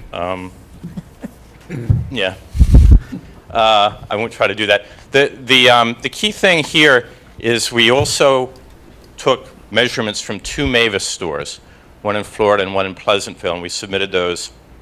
And these give us an idea of what's happening from a Mavis store now. so that we can project onto the existing noise environment. The key measurement, you can see on this figure here, number 3, the orange dot is 50 feet away, and then there's a bunch of other dots because we measured that location several times at the other stores. And depending on how many wrenches are running and whether they're running continuously or not, you get various readings. And so, for example, the parking lot with one wrench operated periodically, the average, the LEQ is 59, no wrench 58. Periodically, this is the next store, 57, so pretty consistent result. 2 impact references, 1 impact reference, operated continuously. So this is our high reading. This is the high number from a Mavis store, is 64.6 decibels. And so we just kind of rounded it up and said this is the high number that we're looking at from a Mavis store. There was one other reading that was higher, and that was at the Florida store, and this is a sidewalk 117 feet away, and the average was 71. And as their report explains, the reason that it's higher is because it was right next to the road there. And you know that that's the reason why, because it's so much higher than the same reading from the same store, much closer to the store. So we kind of throw that one out because we have a reason, we have an explanation in the report, and we have a bunch of other results that are sort of consistent with telling us what the noise from a Mavis store is. The doors were closed when the measurement was taken, so that's important. Okay, so I'm going to put up this table, which is a lot easier to understand. I didn't put this table in the report, and I wished I had. As we were putting together the presentation, I was trying to figure out how to turn these 2 tables into something that would be a little simpler and a little easier to understand, and I came up with this table. And wished I'd put it in reports, so maybe we can just submit it to you. Yeah, I think this is really, at the end of the day, what you want to focus on. So what this table does is it takes each receptor, it gives us the existing weekday LEQ, the existing weekday average, and remember there's a range because we measured it multiple times during the day. Same thing on the weekend, multiple times during the day. And then it gives us the calculation from the proposed store where the maximum reading is 65 decibels at 50 feet with 1 wrench operating continuously. With the doors closed. With the doors closed and accounting for decay. Okay, and that's the decay over distance. So let's walk through them, and I think they make sense once you kind of look at them. You go, oh, yeah, that works. So the first one is the southern boundary. The calculated level, and this is not a calculation with decay, this is actually a measured level because they measured at the back of existing Mavis stores, and it's actually lower than the ambient by 2.6 to 8.8. So guess what? The concrete wall or the block wall blocks sound. So this property owner should not hear the noise, right? Same thing happens on the western boundary. Same result. The measured at the existing Mavis stores is 52.2 decibels. The ambient is 51 to 54.9, 52.3. It looks like I did my math wrong because oh no, I did it right. I did. So minus 2.7 to plus 1.9.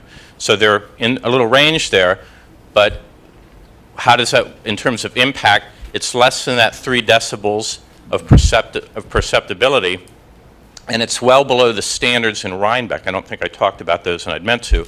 If I was going to look at another town's standards, Rhinebeck standards are 60 decibels at a residential property line from noise from a commercial property. So a commercial property can't be more than 60 at a residential property line, or 65 absolutely from the commercial property at the commercial property line. So I'm well below those in all cases, and I'm below that perception level in the DEC guidelines. So number 3 is the interior parking lot. Here we have ambience, and these are starting to be affected by the road, of 57.6 to 63, and 54.8 to 68. This is the 65 measurement, and so I'm over ambient. But I'm not at the property line. I'm in the middle of the parking lot where I take that. And remember, if I was thinking about applying somebody else's ordinance to my town, I'd still be in compliance. because in that town it's 65.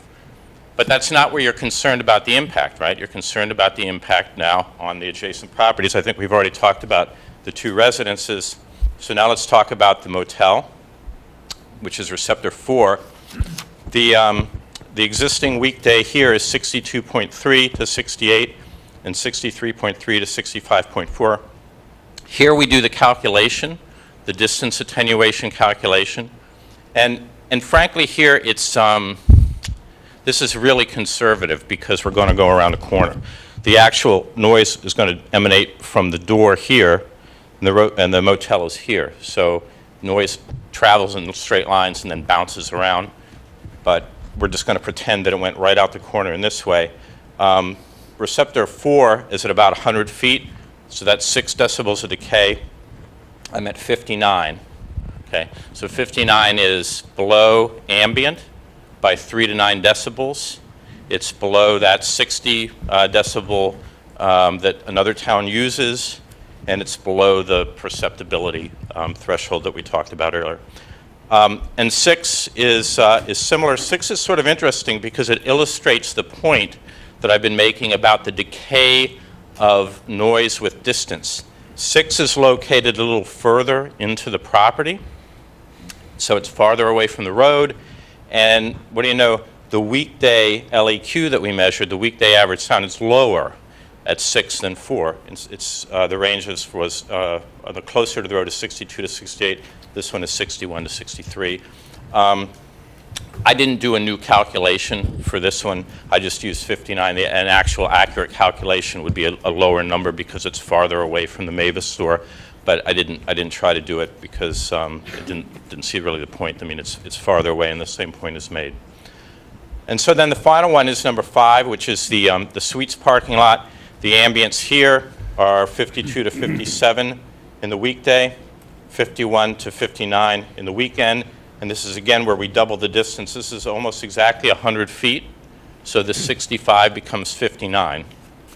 And so again, I'm below ambience. Or just about at ambient by 7 to 0.1 decibels. And I'm below that 60 that the town of Rhinebeck uses. I'm below the threshold that DEC uses at that receptor. So our conclusion is that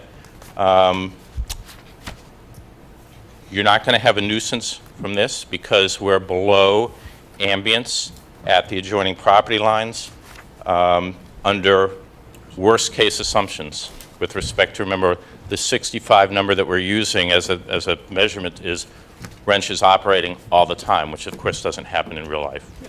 It's not the way they work. So I think that's probably a good point to break and go to questions or if you want to conclude. Yeah, I think at this time we want to open up for any questions that you might have. After that, then. Before I start with the board, let's go to our consultants first. Mr. Learn, any comments? I'm familiar with the site, but I haven't looked at the application yet. This is an old gas station, so I'm assuming the gas tank's been removed? Yeah. Okay, all right. I think they gave one piece of paper, but they've been. And then in terms of stormwater, you'd mentioned that you're tying into the DOT system. Mm-hmm. I'm assuming it would be a redevelopment type site, but you would have to mitigate, you're having to mitigate Microphone. You're having to mitigate to Yep. maintain the same level of water into Yep. the DOT system, Yep. which generally means infiltration, I'm assuming. Well, what we did was we attenuated, and we had to put, you'll see the detail there, there's 3 18-inch pipes 70 feet long, and there's a weir in there that attenuates the storm event and holds the pre-development CFS the same. Okay. So what I really, when you go through that, give me a call and Right. we'll discuss Okay. it. Sure. We're also attenuating on the south side of the building. There's a swale there that we put, and we're able to get some volume there as well. So the pre and the post are the same. Okay. That's all I've got right now. Thank you. Ms. Axelson? I I'm working through my review, and just let me touch on the plan first.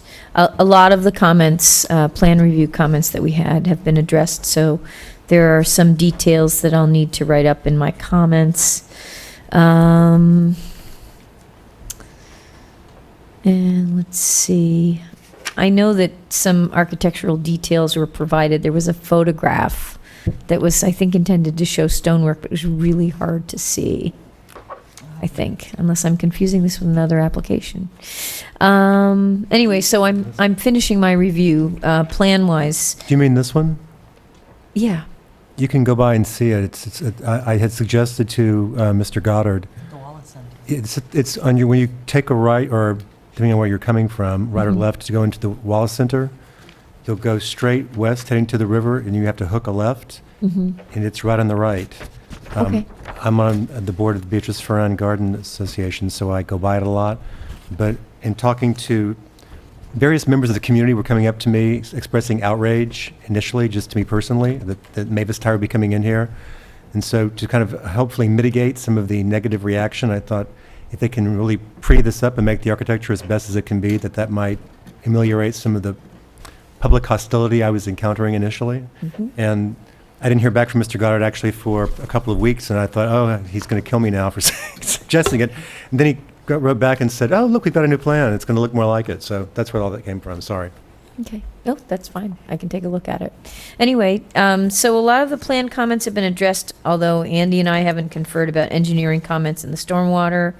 And I have yet to look at the EAF.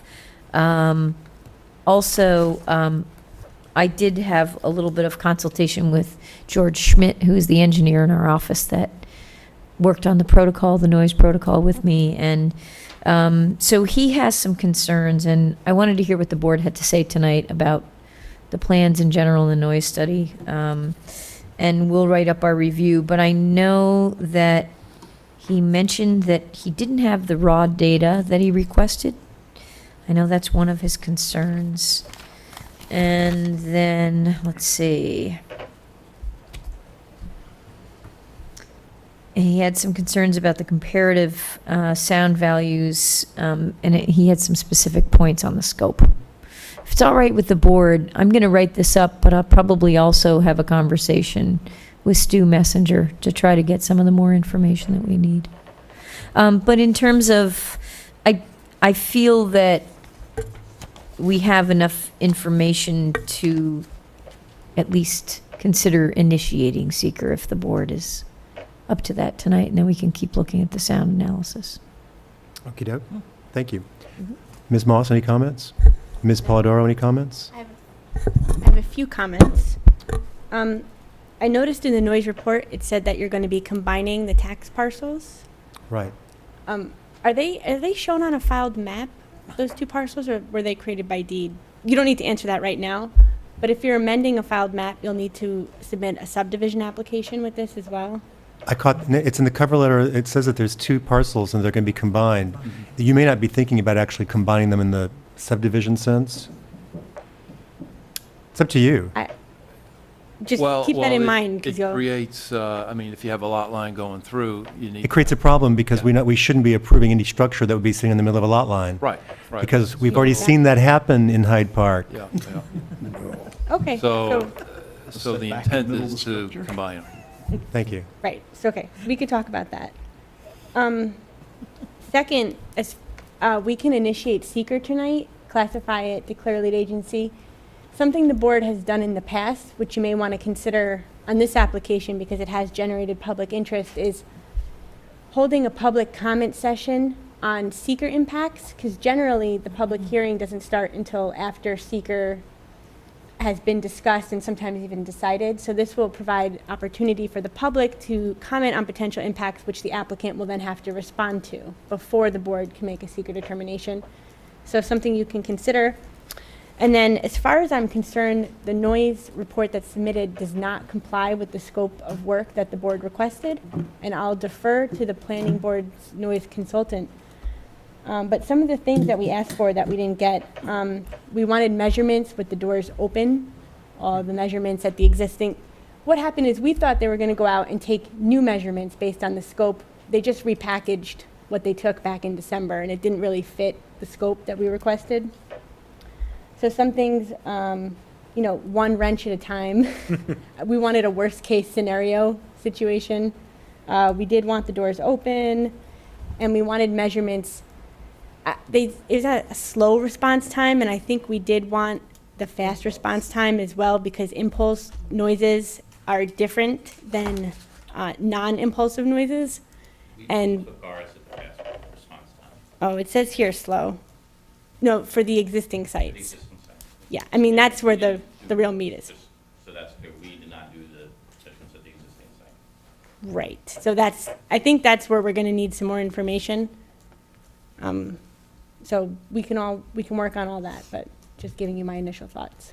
No, I agree. I was going to make the point. Part of when I read through the analysis, when we asked for the worst-case scenario, this is a 7-bay facility, and we're assuming that at least more than one will be used at a time, probably 4 or 5 at different times.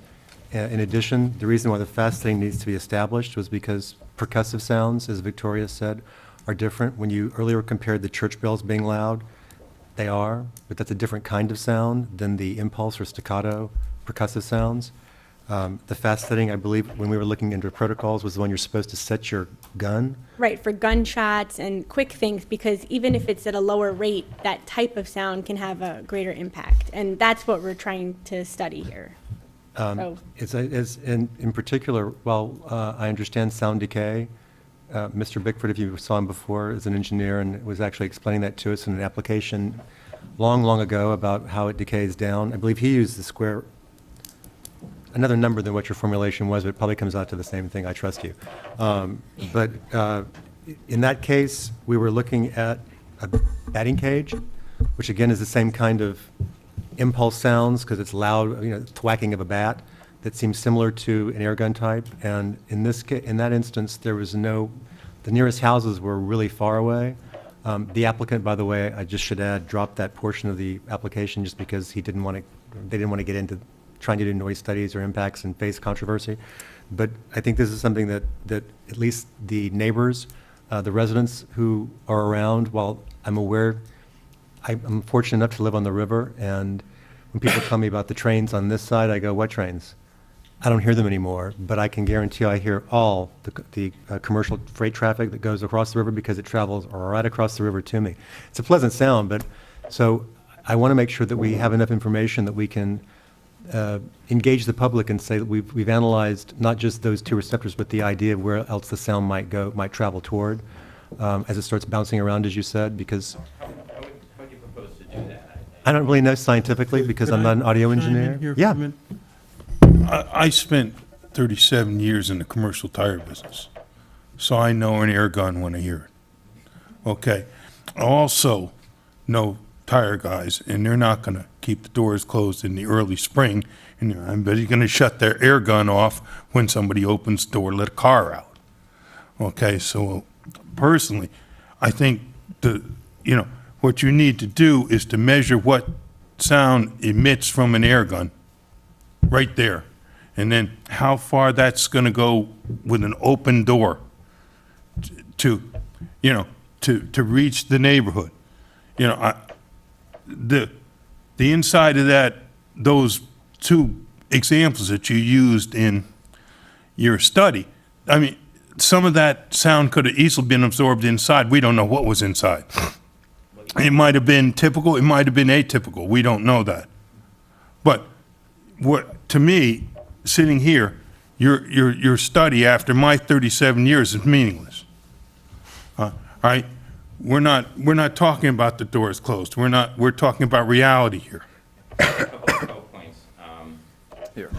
You can't, you don't get a meaningful result if you take the measurement next to the noise gun. That's the starting point, isn't it? No, it's not, actually. In order to do the attenuation calculations, the point at which you start, the point at which the math kicks in is 50 feet away. And, when we talk about so you need to have that measurement in order to do the calculations. Okay, well, let's just start with this. How did you emit the original sound to start with? You didn't bring an air gun with you, did you? No, we didn't do the original measurements. We We did not, Chazen did not do the original measurements. So I can't speak to that. Yeah, no, I'm just saying, we have to have starting point, we have to know what sound actually is emitted by an air gun someplace, whether you're marking it 6 feet or 50 feet. I understand, and I'm sure that that measurement can be taken, but what I'm telling you is that in order for in order to do a study like this correctly, and according to the protocol, for the example, the DEC guideline that you guys gave us, the measurement that you want is 50 feet away. Yeah, well, I don't care whether you start 50 feet or 6 feet away, we have to have a bass sound, and a real bass sound, not something going through a door. Sure. And so explain to me again why, and I understand about the doors open and closed. Right. I understand about the number of wrenches operating. Fair points, I understand them. But what isn't real about a wrench operating inside the garage? That's measured with the door? I don't think that an air wrench operating inside with the closed doors, okay, is the issue we're talking about. Okay. Okay, that's why I consider it meaningless. We're talking about reality where the guy's got the doors open, it's a beautiful day out, or somebody's coming out with a car and the other 3 air guns are going, all right? I lived this life for a lot of years, so, I mean, it's up to us as a board to try to project reality to the neighborhood. I understand totally, and I think what I've heard you say is you folks want to have measurements from an existing store with doors open and multiple wrenches going. That's what I think I hear you guys saying. Okay. Okay, you know, I had an interesting thing happen today. I went to your site, parked the car, opened the windows, and listened. I think you folks described some of the sounds you would expect to hear. I'll tell you, I heard cars go by, I heard birds. Church had stuff going on. Mr. Sweet had a service going, people were directing. Then I drove down to Poughkeepsie and we parked in front of the Mavis in Poughkeepsie, opened the windows. You went through a presentation which so eloquently projected how you were going to change the architecture of the building so it could match the carriage house down at Belfield. How are you going to change the characteristics of those sounds so they're consistent with the neighborhood you're proposing to put this building in and this type of work in? Can I finish? Please? It's just a matter that in the concerns that I'm anticipating you're going to hear, and I think we all saw what was going to happen based on the population that was here before, it is the kind of sound, as much as the volume of sound, that disrupts what may be a quality of life that people at this end of our town are used to. And it's not that I'm saying don't do it. I'm just saying consider where you are in Hyde Park to be putting this kind of sound at whatever volume to those people, to us. Now you can answer.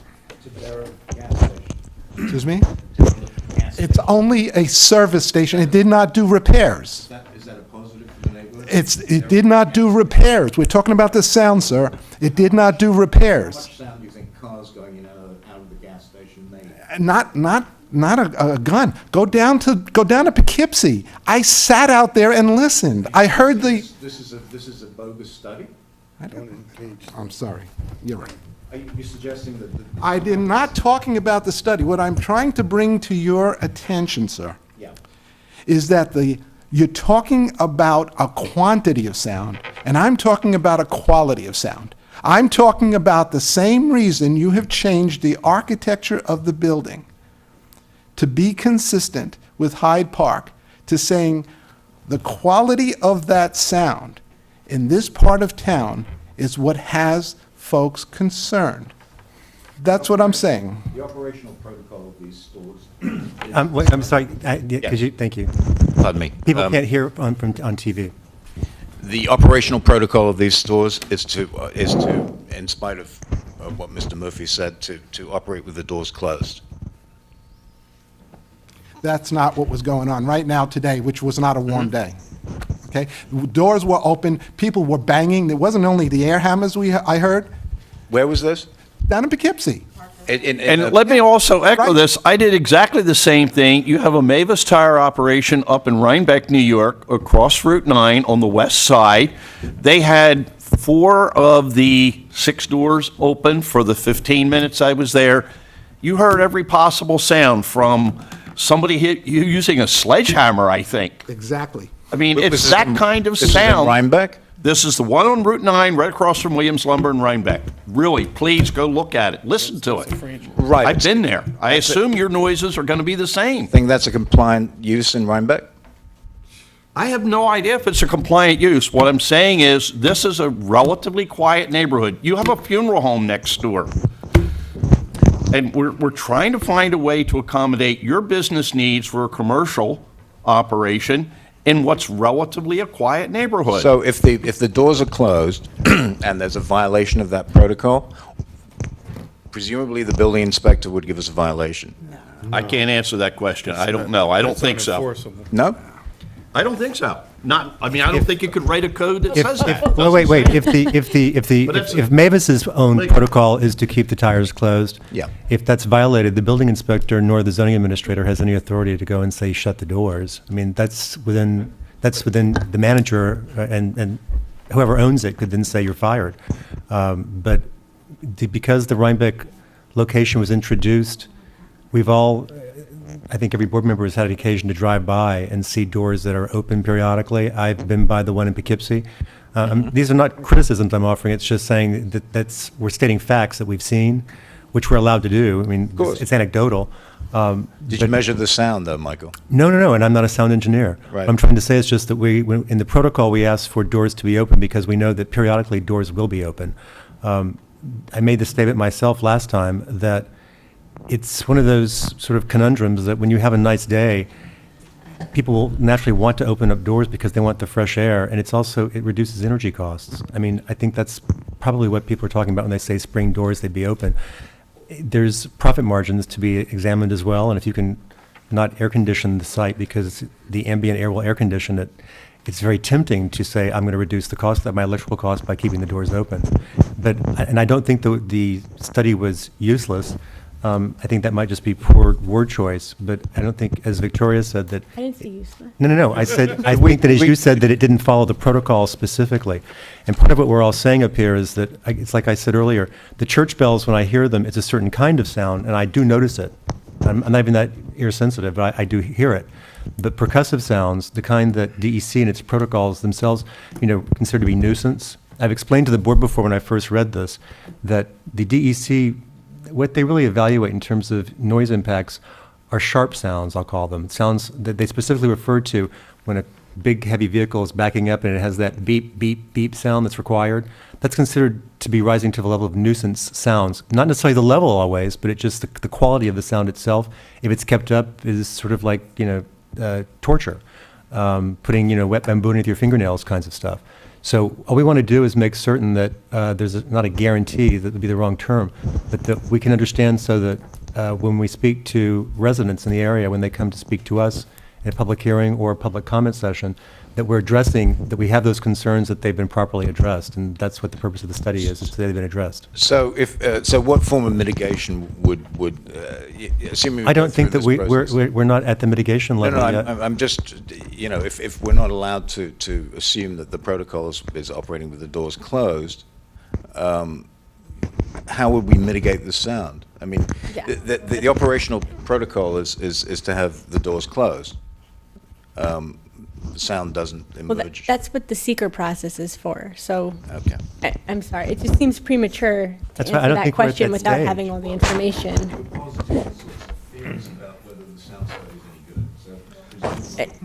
It's not a theory whether it's good, it just said it didn't meet the scope. It's a Well, different comment. The issue that they have is that the noise measurements that were taken at the other Mavis stores didn't do what they want them to do. And so we have to talk about how to respond to that. I do want to comment, though, on the enforceability of a condition. If you, in an approval, make a condition of any sort, then it's enforceable through your building inspector process. Right, and that is true. You could condition, if it came down to it, site plan approval on the doors being closed, but that comes down to an enforcement issue, and as you know, there's only one enforcement officer, and, you want to plan for the worst and not just hope that she'll stand there and issue tickets. I do understand making that a condition. That's not, we try not to overly burden businesses, and the idea that we would say that they must be kept shut at all times is practically unenforceable. I mean, kept shut at all times, an air gun is going. Do you think that's reasonable? I mean, we've had this back and forth now dialogue, which I don't really personally like. This is not the purpose of these discussions. understand. It's to analyze, we raise questions, and then you go back and analyze, then we have responses back, because I don't like heated atmosphere. But you yourself would know that that would require Ms. Moss, as a zoning enforcement officer, to sit there and be on site practically 24/7, or at least during all hours of business operations, to say, has someone closed, not used an air gun when someone was just innocently opening up a bay in order to back a car out. I mean, that's not practical. So, and again, we're not trying to, I personally am not trying to say that this has no business being in this area. It's the fact that, as we said the very first meeting when you weren't here, but we discussed it with Mr. Boudreau, were you here? Or I think you were substituted that time by Ms. McManus. But at any rate, it's the nature of the neighborhood itself. It's an area where library, funeral home, motel, insurance agent, churches, you have a very relatively low intensity of use, and so there's as Mr. Signo was saying, it's a generally quiet part of the neighborhood. I mean, I could argue on your behalf that there's benefits to bringing this kind of business in, because when Hyde Park Motors, for example, was open, and I used it occasionally for engine repair, I drove up, I walked back down to my house. There will be people who may be driving up for this business who will say, it's only going to take me an hour and a half, so they'll walk over to Cranberries, or they'll walk over to another location. So, I mean, these are all factors that we weigh in, as you must be aware, since you're Vice President for Land Development, as a planning board. But I think it's fair for us to raise potential negative impacts, negative consequences, at the same time as trying to evaluate the positive ones. It's just unfortunate that tonight we've been focusing on some of the negative ones. But part of that is because, again, there's been a bit of public, I imagine that it wasn't just me that has been approached, that probably some other people have been approached too individually. And I, by the way, have told every one of them, come speak at a public hearing, come speak when you can, don't just tell me this is something that needs to be on record. And again, that's why we want to make sure that we're armed as best we can to make certain that they believe that we've done our proper due diligence, the required hard look amongst all the information. And again, this wasn't meant as an attack. I want to make sure you're aware of that. Michael, let me, one of our fundamental comments that was made all along here was that most of the noise measurements are going to be done with the doors closed. And that's the basic assumption. And that just doesn't seem to hold true in Rhinebeck, and apparently not in Poughkeepsie. If this isn't the base assumption, then we have to level set and figure out what do we do from here. That's all I'm saying to you. No, understood. You know. And I think, I mean, I've heard exactly what you're saying, and I think the issue is really, the doors open and close. I mean, I think that's the fundamental issue here. And we were waiting, I personally was waiting for the board to hear directly from Mr. Schmidt from Morris Associates, who's doing the technical review, to see what his summation was. I've not spoken to him directly. I know Ms. Axelson has. And did you want to make a comment? I guess, I do want to make a comment because, I understand all the concerns and the public concerns. And I guess I feel at this point, looking ahead, that when we have a public information session, I think that Stuart should do the presentation again so that the public can hear it and the board can hear it again. And that I would like to have George Schmidt here on your behalf as your expert. But, the first step here is that I know George has concerns about whether the noise assessment properly addressed the protocol. So, I had said to George, I don't want to finalize your report until I've heard what the board has to say. And then we'll issue a report, get it out to you, get it out to the applicant's representatives, and then, if it's all right with the board, have direct contact about how to get all the data and measurements that we need to address the protocol, so. And I'd like to take you up on the offer to just talk about what your concerns are before you finalize the report. Thank you. I do want to make one more comment. We Yes, can't Mr. forget Stigler. there's also a school. in this neighborhood. I think that needs to be recognized as well with the other establishments. And since we've already heard from my board members to my left, Ms. Dexter, any comments to add? No, I agree that there needs to be more work done. I work up in Rhinebeck, and I drive by the Mavis up there all the time, and except for the most severely cold days, the doors are almost always open. There's almost always at least one door, but like for the past few weeks, almost all the doors are open all the time. It's just not motivation. Please make sure you use the microphone. I'm pretty certain that in both of those towns, there's no requirement for the doors to be closed. I don't know what the requirements are. I know that both of them are Right. located in areas that are not residential at all. One would assume that there was no requirement then. I can confirm that. That would help. Yes, I would also add, though, that just for everyone who's listening, the Rhinebeck and the Poughkeepsie locations are not comparable in terms of what's surrounding uses. The Poughkeepsie location is set way back from the main road, and it's all non-residential around there. I've used it myself before, way back when, and in Rhinebeck, it's also primarily It's on the outskirts of it's town. the outskirts of town. There's not a lot of residences around there. There might be a None. few back behind the fields, as far as I know, None. but that's okay, none. So it may not have been a concern at at those locations. Yeah. Mr. Mercigliano, any comments?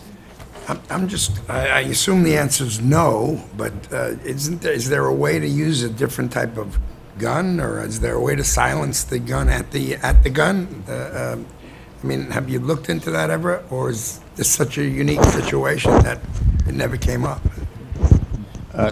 Two answers. It has never come up. This is literally the first time that it's come up. And it's actually, it's a good question. It's something we'll look into. Because this is in an unusual location. It's eliminating the problem at the source, potentially. I see what you're saying. Like a gun silencer. Maybe.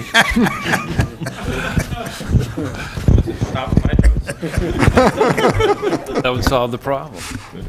Well, actually, we'll look into that. I believe that's why we're doing this kind of as an expanded EAF, is how I like to call this process, because we've identified this as being a potentially significant impact. That's why we're analyzing this and rooting it about and not going in a certain other direction, which I think you can imagine. The first thing, I didn't hear anything from the board about Ms. Polidaro's suggestion. Would you like to set a public comment session on seeker issues for the next meeting so that we could start to hear from the public?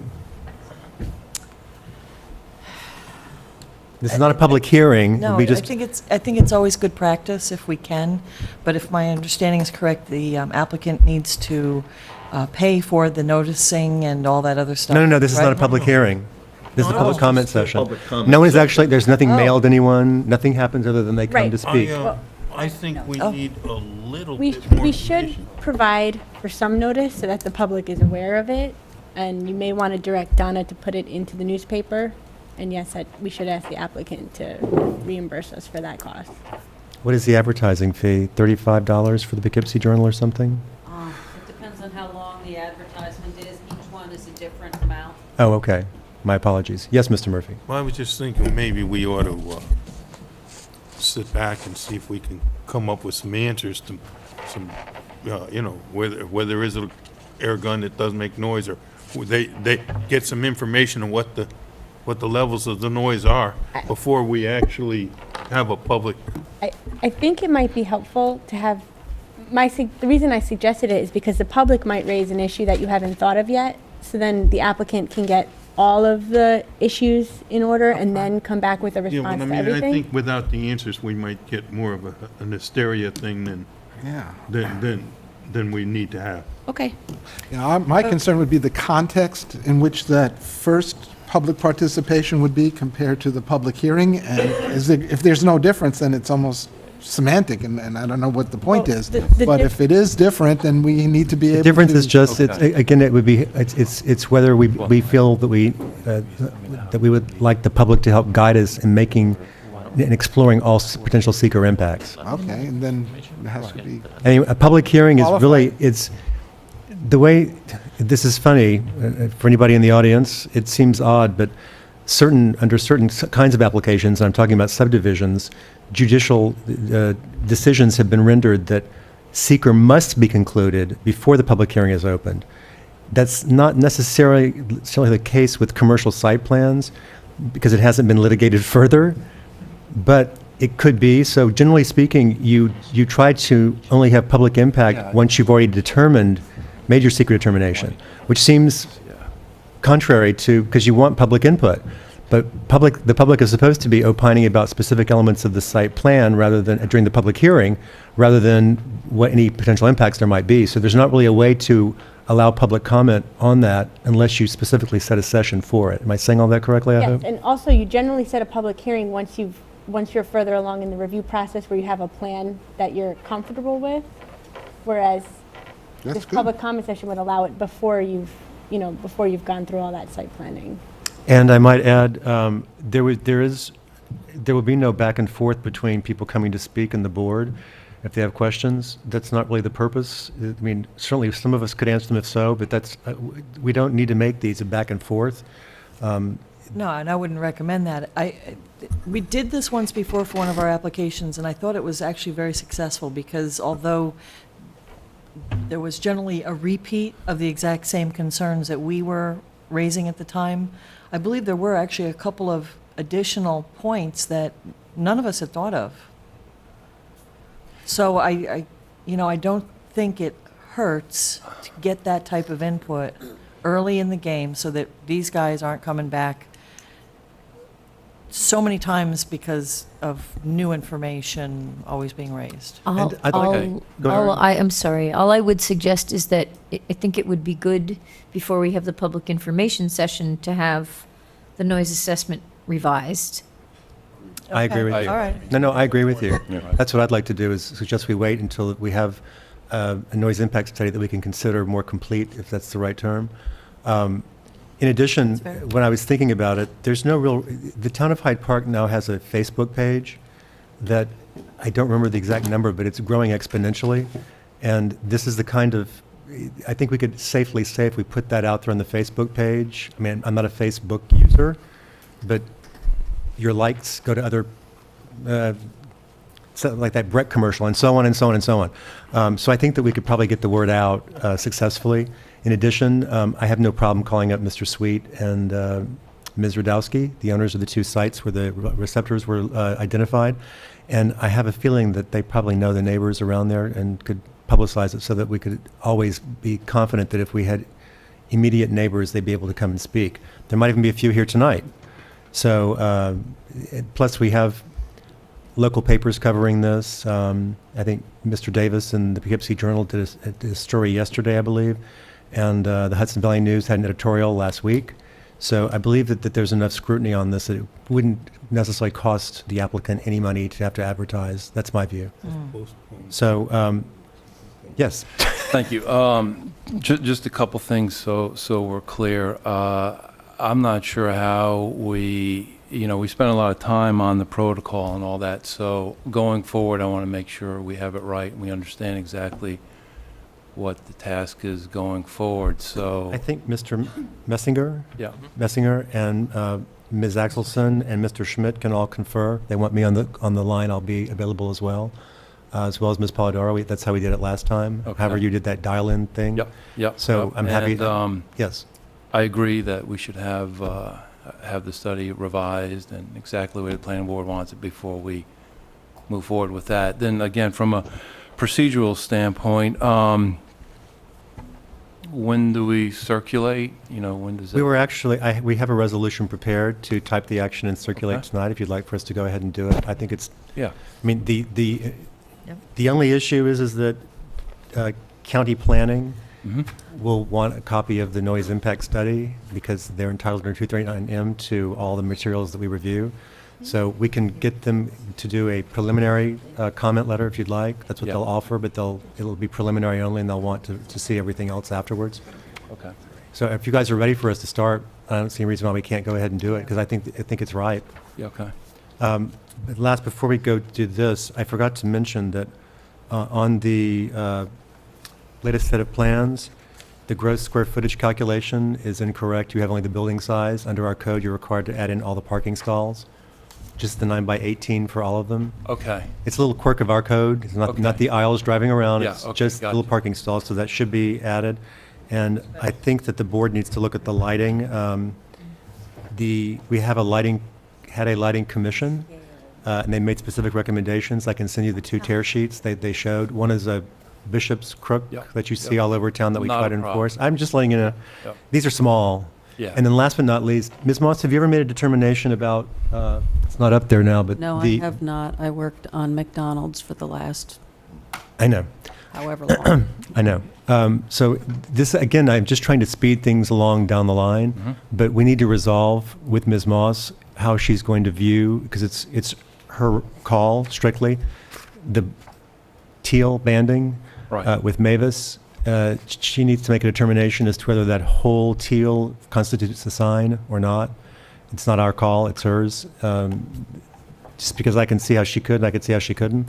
If she considers the whole area a sign, it's obviously going to, it way exceeds allowable scale. So you need to go get a variance to the ZBA. Again, I'm pointing out little stuff because that's the kind of thing that slows you down at the end, Yeah. as you may have heard with McDonald's. Anything, we made some site plan changes, all positive. Actually, I didn't get a chance to say like I usually do because we sort of had a leap in a dialogue, but I think all the changes are very positive. I like them personally. Okay. And I meant what I said about how my initial reaction was, gee, this site's too small, and how could they put all this in there? But then, and I sort of questioned the suitability of the specific use for the character of the neighborhood.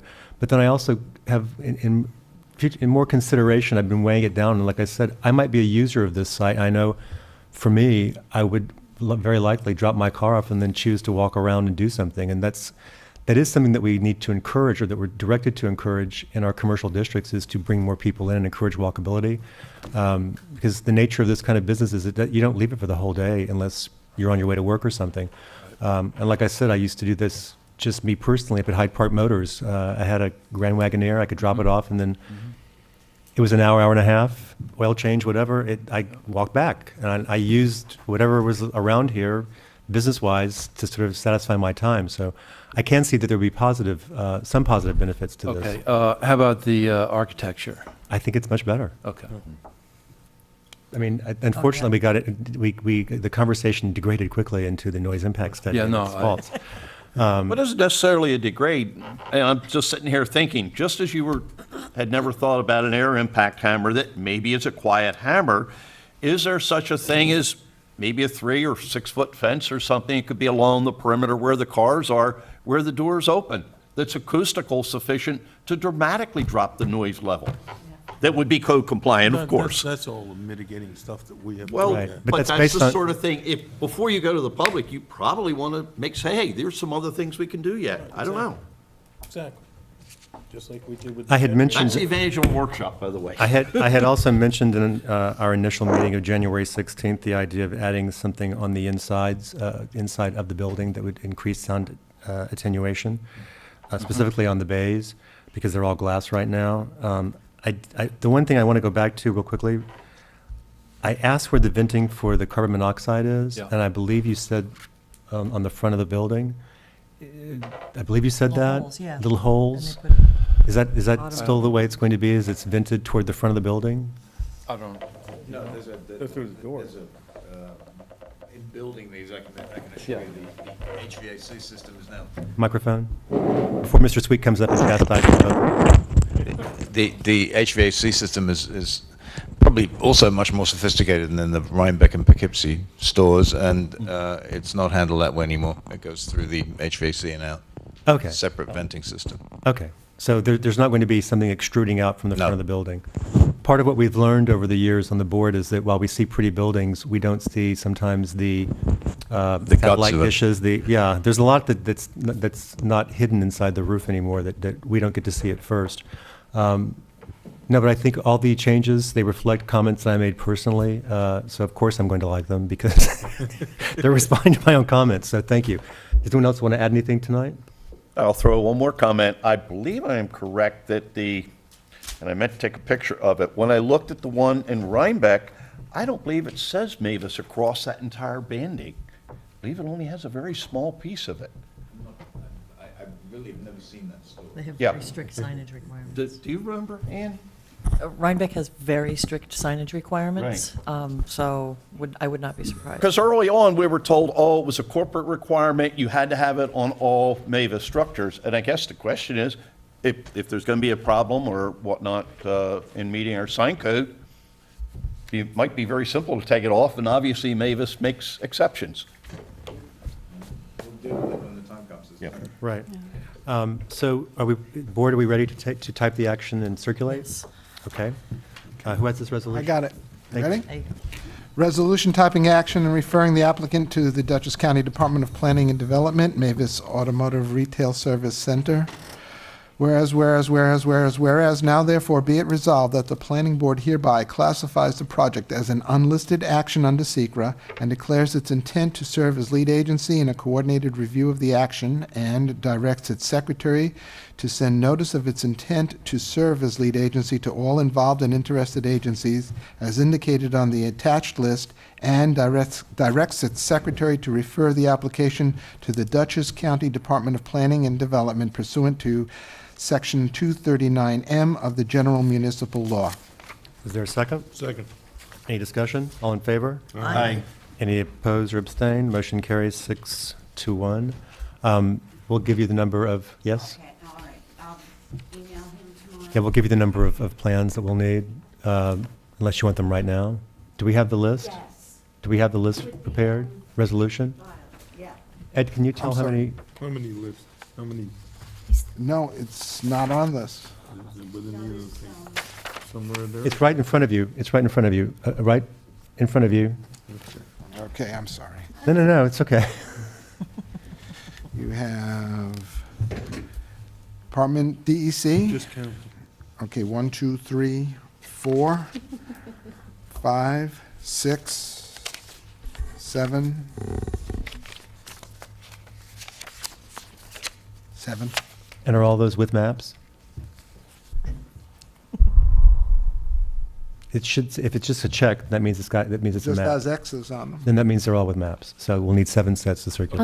I'm just going to recommend, we just had a cell tower down in Pauling, and when we did the circulation, we included a visual assessment in the circulation packet, because that is the major, area of concern. So I would recommend including copies of the noise assessment in the packets in the circulation.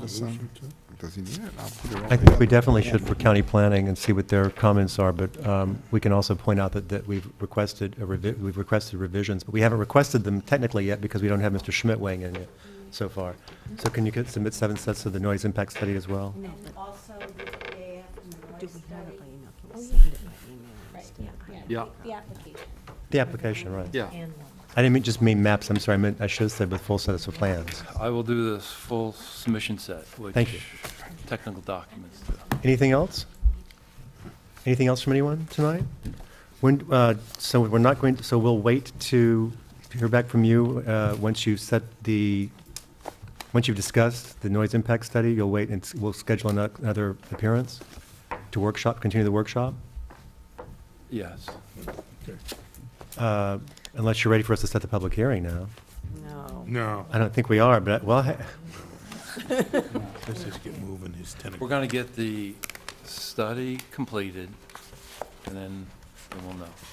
and as you know, feel free to talk to me offline anytime, by phone or email. Yes? If Mavis has to redo the existing data at the current stores because they didn't take the data needed at their December meeting, do you want a representative from the planning board present at that? But you mean at the other Mavis locations that they're using as comparisons? Mhm. Do we expect a planning board person to be present down in Florida, or? No, maybe over Rhinebeck or maybe our guy from Let's Morris. let you guys discuss it and determine where you're going to use those, what locations you're going to use. If there's someplace close by, then. Is that Florida There's Orange one on County? Parker Avenue, Yes. Michael. Okay. Parker Avenue in the city of Poughkeepsie. Yeah, there is one there, that's right there. Go over CRS. Across the street. Well, at any rate, but that's for the applicant to determine which ones they'd like to use, unless you think that as part of our protocol, we should specify the locations. They may know which ones are more up to date with the. That's what I was going to say. I don't want to specify because Mr. Yeah. Goddard already said that the architecture is improved.